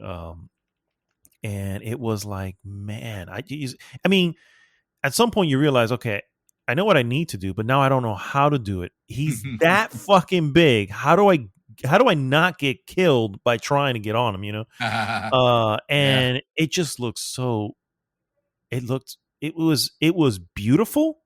And at the same time, like, oh my God, what did I get myself into? Crazy. You know, I literally, was like, what did I get myself into this game?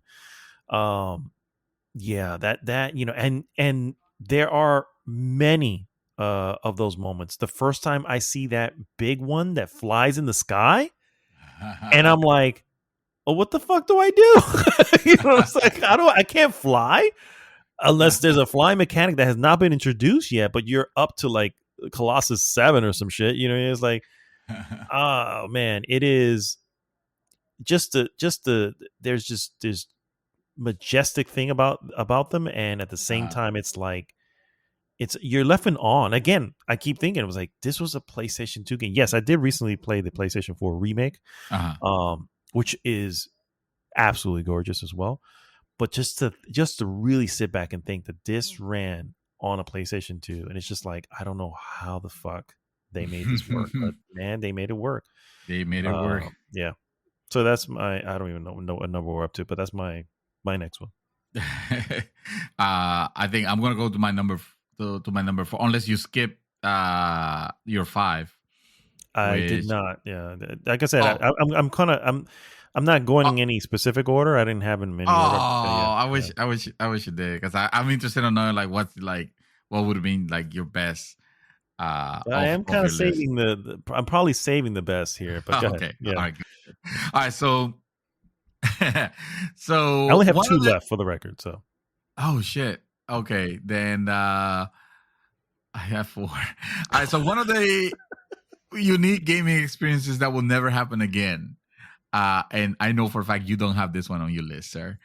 But Metal Gear Solid 4's 1 hour ending, and I actually went back to check how much was it for real, and it's actually, it's you start the end, then you go into a fight that takes approximately 20 minutes, and everything else is just ending, and it's an hour long. No joke.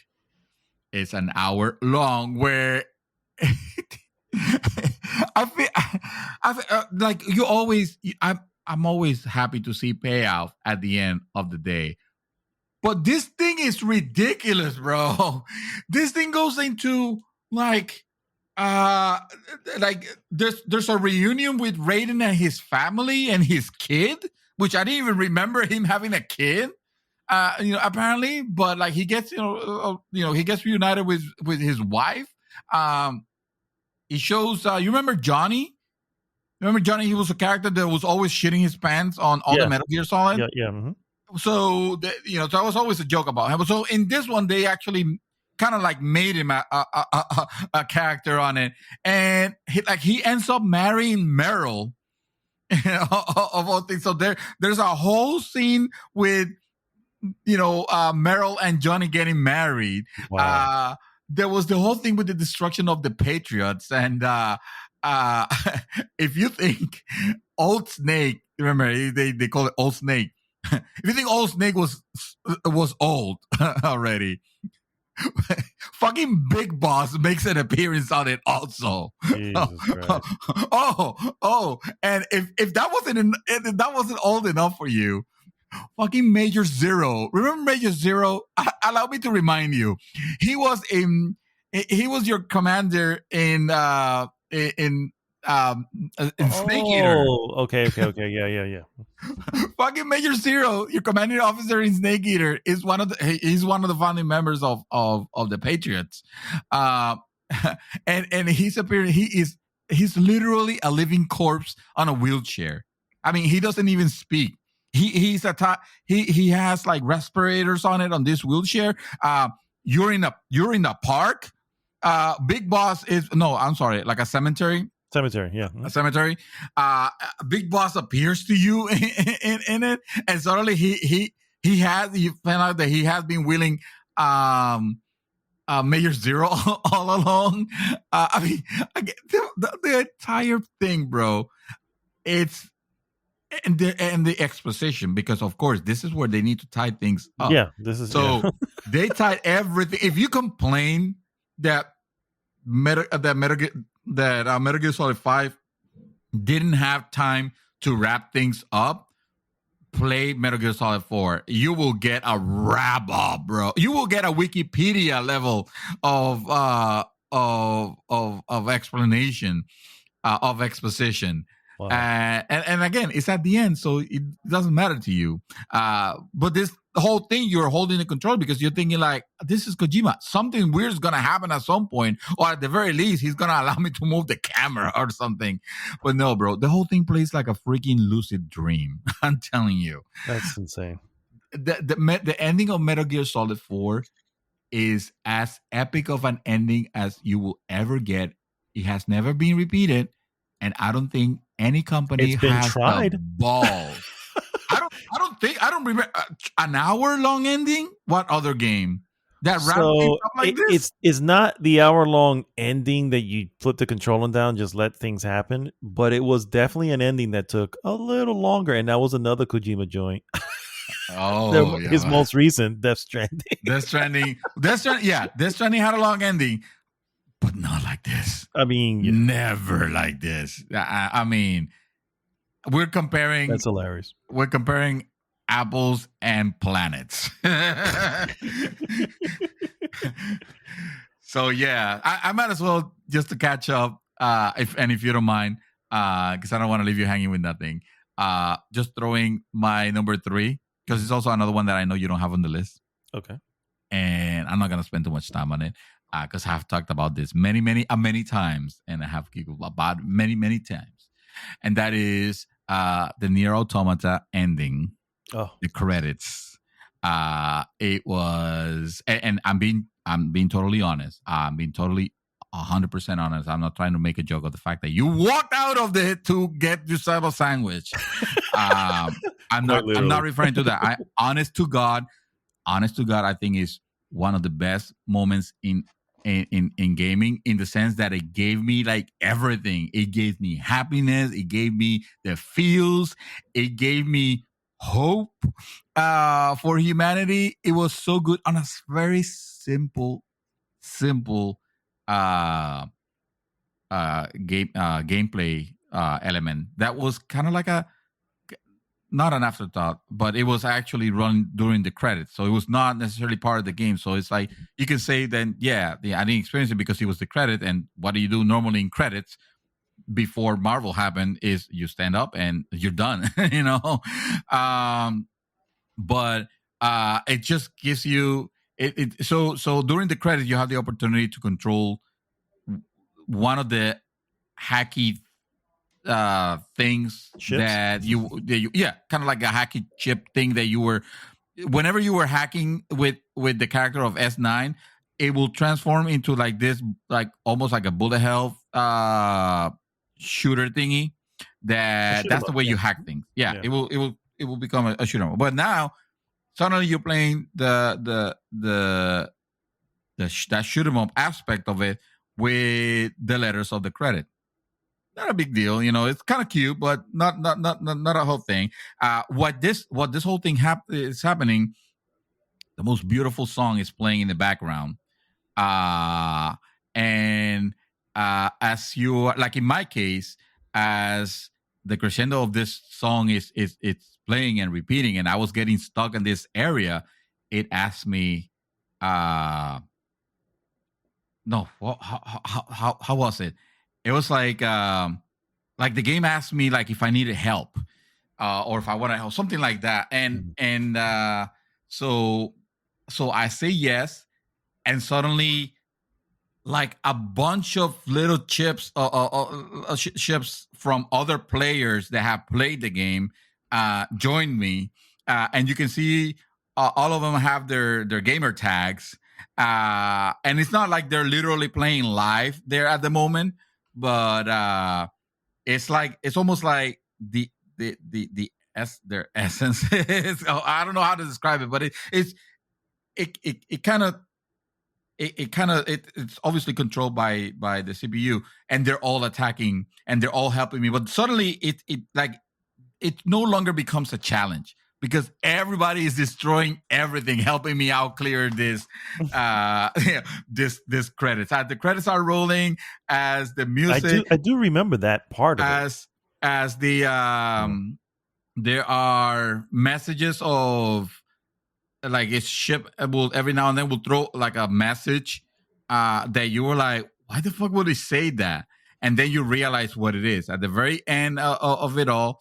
At that moment, it's funny because there's a YouTube video of a guy that plays through that and he ends up crying. And instead of me making fun of it, I was like, the whole thing, I was like, I know, bro. I feel you, bro.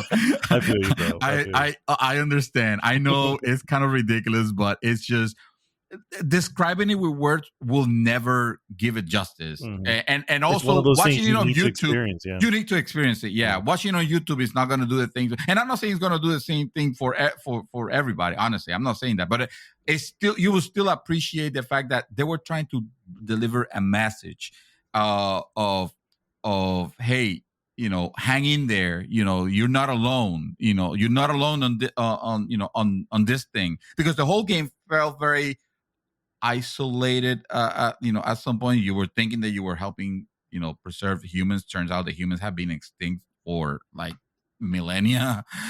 So it's almost kind of like an existential crisis. Okay, well, what am I doing? What is my purpose? All that kind of stuff. The game is throwing you at the end beautiful music and those beautiful messages from the other players, which it actually turns out that the way you set that up is that at the very end of the game offers you the option of, hey, would you like to be quote unquote immortalized? Basically, would you like your character to be available to help other players? But if you choose yes, we're gonna delete your save because that's the sacrifice that you're making. And I hadn't played the DLC, mind you, which you actually can only play after you get deep in the game. So I hadn't played the DLC that I pay for. It's like $7 or something. It gives me that choice, and I remember how I felt about it. At that point I was like, yes. Oh, it asked me to construct a message, hopefully of hope, but you can make up. It's like pre-selected words, so it doesn't let you put like "fuck you," die yourself in a car crash. It doesn't let you do that. It's a pre-selected set of messages, and I don't remember what I selected mine, but I put a message that would sound hopeful anyway, because I was feeling like humanity. There was hope for humanity anyway, for some reason.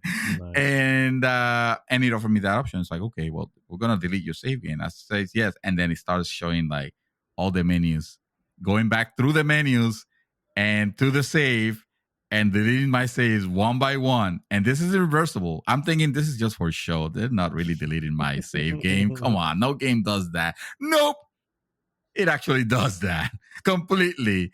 All your things. And did I mention that you kind of have to buy your the trophies that you would have gotten, that you would have earned, even if you do the things that will earn you that, you still have to go to a shop that is hidden, that is secret, and you have to buy them from there. If you've earned them, you have earned the right to buy them if you want to unlock them. If not, those are lost forever. And of course, I did not get any trophy. I think I got like one trophy. So that's all I got to show. I don't think I got any trophy either. Then, geez. No, yeah. But it was all in the name of helping, being part of someone's game. It shows my name, and that's cool. I don't know. It was an awesome moment. I really, really liked it. And again, because it was accompanied by the whole music, like you had to go through the entire thing. It was very memorable, very touching, actually, very, very well done. So I said I wasn't going to talk about it, and I just spent 50 minutes on it. My bad. I'm sorry. This one actually, more, so me too. I don't know if you have this one, so we're probably at this point we should be at least one of them. Okay, so this is, I find it epic. I find it epic, and I don't know if anybody else would, but I find it epic. Because of my history with the franchise and this particular character. Oh God, it's not the same one then. This would be the moment when you realize that Kratos has to go back to dig up his Chaos Blades. And that entire trip back when he sits on that boat, and it's something he's sworn never to take out, and you can see the scarring on his hands and all that. And it's like he wants to bury it, but at this point, it's his only way to save his son. And he makes that choice, and then he gets haunted by Athena. And it is just fucking awesome because I, as the player, can feel the weight that this, because he killed Athena. He killed all the gods, but he didn't mean to kill Athena.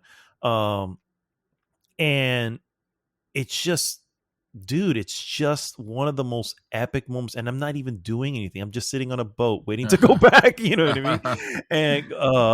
And it's just, it was so fucking well done. Shit. It's one of those reasons why I cannot wait for new God of War, because I can't wait to see the new tale that they have to say. Obviously, I'm not going to get into God of War 2018. We've spoken about it enough. We were both kind of like, I don't know if we want to go back there, but okay, God of War, and it completely blew us away because we're like, I didn't think they can do this with this character. No. But on top of that moment, it was like, oh, by the way, you still have that history that still exists. This is almost like a soft reboot. But everything that happened before still happened. And you still have that scar in your chest from when you got impaled. You still have you know what I'm saying? All those things are there. And he has to go back and get this Chaos Blades, and it's just I would say that moment, getting the Blades of Chaos is definitely. I mean, and I can't believe I really recall that. I would have definitely put that one on my list because, and it was just the way it presented the music again. Always, I love when music has music. Yes. The music was very like one of those ominous music where you just like, you're like, you know that this is not about something's not wrong a right decision. Probably exactly. This is going to lead to bad things, you know. And then you get them, and then first off, in my head, credit to these guys, they never revealed that. You know, we were enthralled with the axe. Yes. You know, before the game came out, we're like, man, that shit looks like it's a lot of fun to fucking use. And it was. But nothing like that. Yeah, I was going to say nothing like that. There's just the Blades of Chaos themselves are an iconic weapon that just no one can do. You know, the first few God of War games, you got extra weapons, but man, you always went back to those Chaos Blades because there's no replacing them. They were the creator who thought of the idea of these blades invented something iconic. It is as iconic as the mushroom in fucking Super Mario. You know what I mean? It's like it exists. You see honestly, you see a picture of, you'd know what it is. You know what I mean? Yep. It's like, it's just that amazing. And then again, they moved away from it. That was a concern for people coming in. It's like, well, shit. I mean, that was half of the fucking fun, was just swinging them shits around. Well, I think they did a very good job demonstrating that. Oh no, don't worry, guys. This axe is super fun. And then everybody started hearing it's like, This is it. This is the new, because it's Norse mythology. So, they don't have to use the Chaos Blades because I guess the Norse didn't use blades or whatever. I don't know what that thing was. But you immediately think, okay, so change your scenery, change your gods, change your weapon. Okay, that's fine. Let's go for it. You're never thinking that you're gonna play with the blades of Chaos. And the funny thing is, they never actually mention the Chaos Blades. It's just that moment where your axe is not going to help in hell, because hell is frozen over, and that the axe is a frost weapon. That's a frost weapon. Yeah. And so it's not going to help you there. And then he just sits for a second and goes, I need to go back.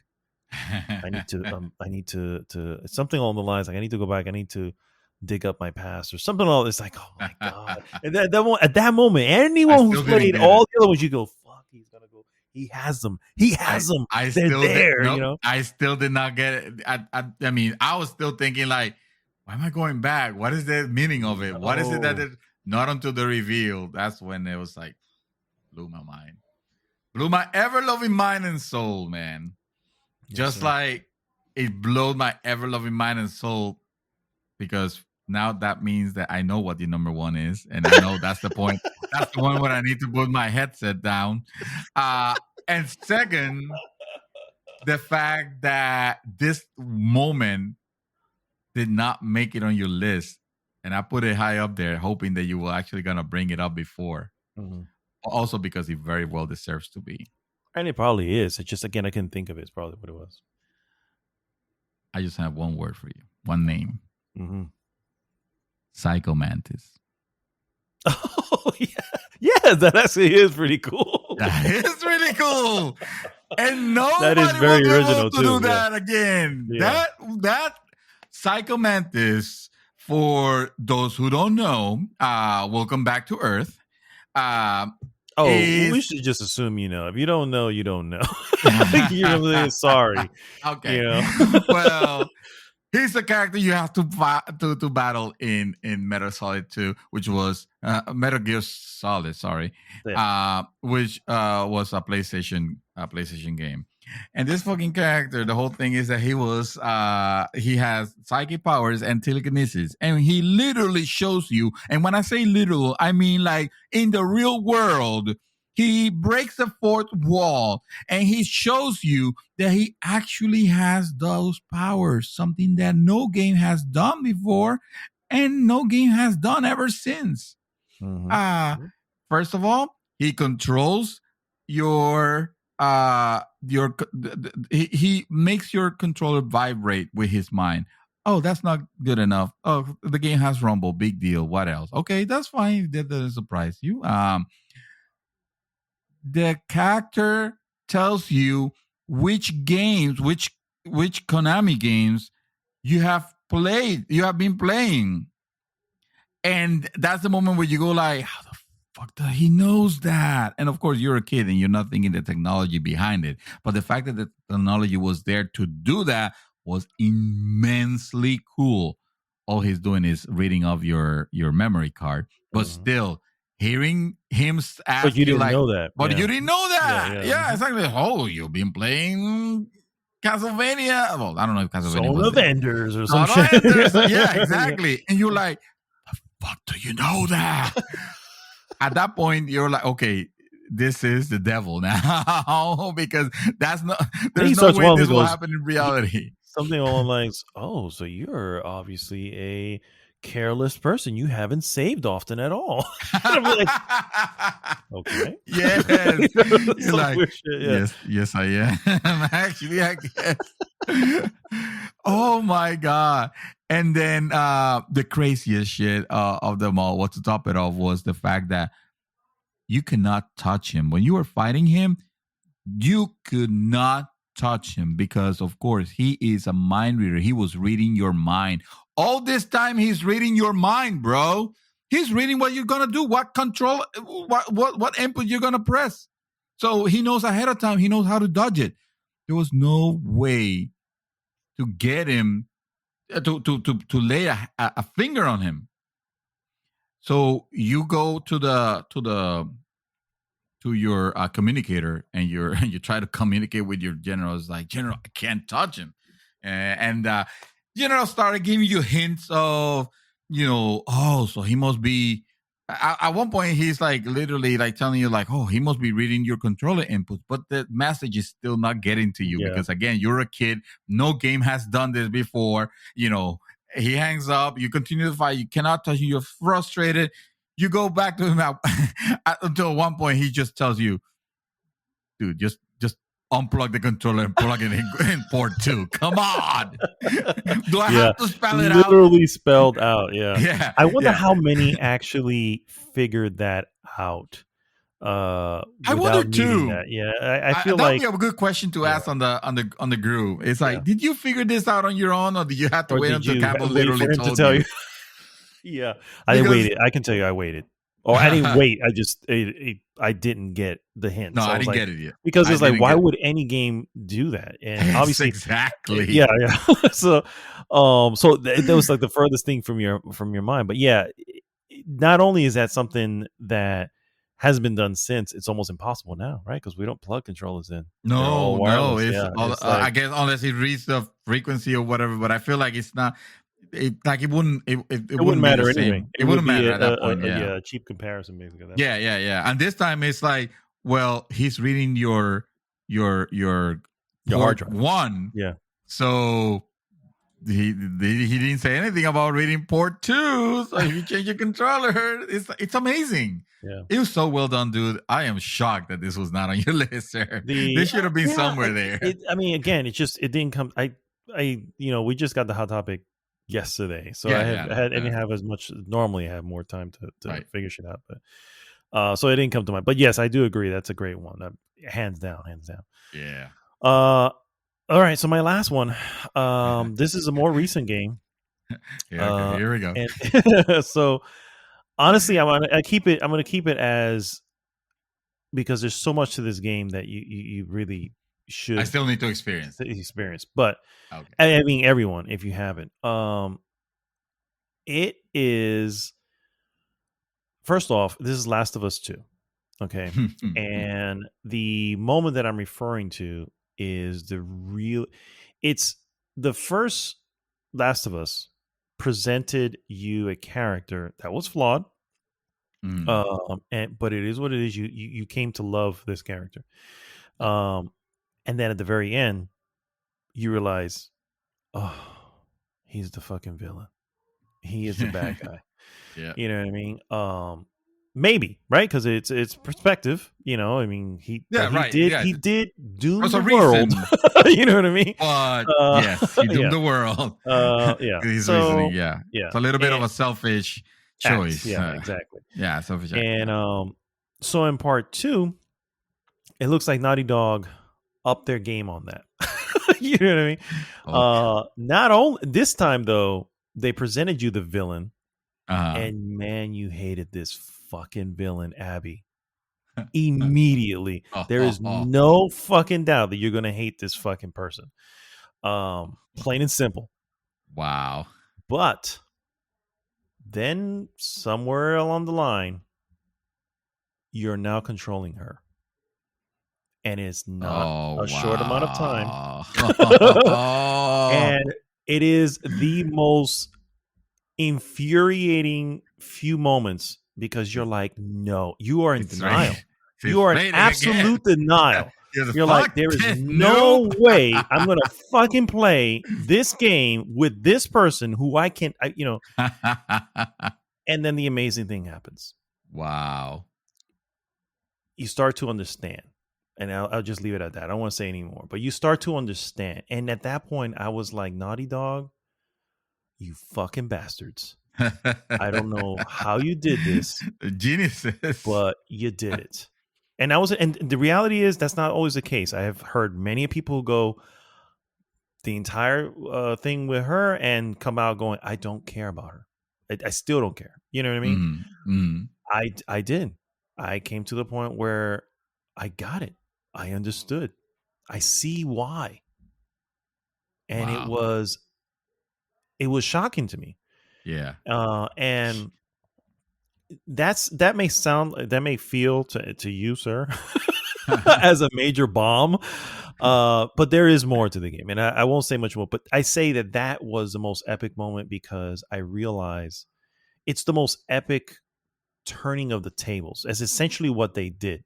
You know, in the first game, you didn't realize you were playing with them as what ends up being the bad guy, and you find out at the end. Yeah. In this one, you are presented the bad guy, and you want nothing but to eliminate this person from the planet. And then you're given to the moment to control this person in a story setting, and you're just like, are you fucking kidding me? Yeah, and it's like there's just no fucking way. Damn it. And it's not a short sequence, so it's like I said, it ends up being a major part of the story. But yeah, and I don't know if you remember, my character of the year was Abby. Yeah, you know what I mean, for 2020. So, and it's shocking to me, because again, I had nothing but absolute hate. I don't know how I can internalize all this, but okay, I'll fucking play the game. You can shut up about it. All right? Hey, it's not my fault. You've owned it now for a while. I'm just saying. And this topic was your idea. No, definitely. And that sounds fucking epic. That sounds amazing. So yes, it kind of, to be honest with you, it impulses me to go in and play it. But I'm playing Dark Souls, so it's gonna have to wait. Yeah. Wow. Well, actually, I mean, it's hard to top, something like that. Yeah, it's fucking hard to top something like that. So I'm gonna give my number one, and my number one is not even a moment. There wasn't anything specific that I can point out that I thought it was absolutely epic. Because the entire game to me was something that it was not only super epic, an amazing journey, and something that I feel it would not be able to be replicated. Like the moment for it already, let's say another one would not hit the same way. But I would love to play another one. I'm talking about Portal 2. Oh, that is a good one. That is a good one. Portal 2. You're absolutely right. There's no one moment there. There's no way to pick one moment. It's just chock full of all those moments put together, all that excitement and wonderness and the banter, with the characters. There's a meme on the group where I am completely in love with GLaDOS, and I am going to dispel that meme right now and say that is not a meme. That is a wholeheartedly fact. I absolutely love GLaDOS. I am in love with that character. I think she is one of the best villains, in gaming. But I cannot say she was the best part of Portal 2 because, again, it was the entirety of the game. Every character, every puzzle place that you visited, every piece of story that you were given, and that game is not lore heavy because it doesn't need to be. Mm-hmm. It just tells you where you're at the moment, the things you're trying to achieve. Obviously, it helps if you have played Portal 1, which is a short game, because it helps you understand the relationship between your character and the character do you play as a player and the villain, GLaDOS.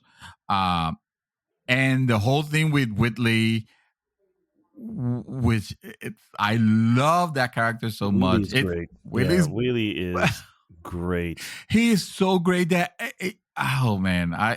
that game is proof that you do not need a massive budget game to make something spectacular. Absolutely. And the first Portal also in many ways did that. Yes. But yeah. Absolutely. Yes. Yeah. This game is, just like you said, absolutely proof that you don't require a crazy budget. You don't have to do crazy motion capture or spend heavy on the creation of a game that is just special because of the artistic vision of it. All you're doing is you're controlling you're moving using your portal gun through different locations, and while that is happening, there is a story going that you're part of directly. There is characters that you interact that are hilarious. There's moments that, like, dude, I laugh out loud with that game. And at the very end, I had tears of happiness at the very end of that game. Oh my God, the song, bro! So fucking good, dude. Jonathan Coulton is a hero and an idol, and he should be writing more songs for games. He nailed it. Just when you think that the song, that the end credits of the original Portal game could not be beat, because it was such a great, like, it was so, like, you literally destroy GLaDOS and she's singing to you kind of like in a mocking way how she's still alive. Mm-hmm. and it's great. But oh my God, the ending of Portal 2, Jesus Christ, I love that ending so much. I want to play that game again, and I will. I know. Actually, as you're mentioning it, I'm going, I should. That's the thing. Again, with console gaming, it's like, well, how do I play it again? How do I get to play? How do I get to do that again? Yeah, it's yeah. I think that should be a hot topic. Game preservation. Yes. Sure. We might have actually done game preservation, but something along the lines of with VR stuff. Well, how about those games that you can't? Dude, I'll pay your PlayStation Now so you can play it. I mean, I can just do a month of it, and then of course forget the next 5 months. But, no, I kind of want to. I kind of really want to go back to that one. That's an excellent title. And like I said, it's not a long title. It's not. Nope. Actually, you know what? I think you lent me Portal 2. Did I? Yes, you did. You lent me Portal 2. Okay, I must have, because I would have been like so giddy of it that anybody who'll play it. Like, I was thinking of, like, Portal 2. I remember that. I telling my wife, like, look, I'll give you $500 in installments if you play this game to completion, Portal 1 and 2, and beat it. Like, that's a challenge that because it's not a violent game. It's a game. It's rated. It's a puzzle. Everyone. It's a puzzle game. Yeah, it's. I mean, there's some place where you do need to think, and you do need to have some, some movement skills and stuff like that. But nothing that you can't develop. Correct. But that's a really, really great title. And you're right. There's so many moments within it. Portal 2 is. I think it's easy to say that Portal 2 sits in the pantheon of greatest of all time. As far as often enough, I forget that I should consider that probably my favorite game. Actually, me too. It's like, I was like, I guess I should probably. It's too special. What it does, it's not gonna be able to be done again. All right, guys. Well, that is the last of the. Not the last. I'm sure there's a few that we just didn't have or forgot. But for the most part, at the end, at the very end,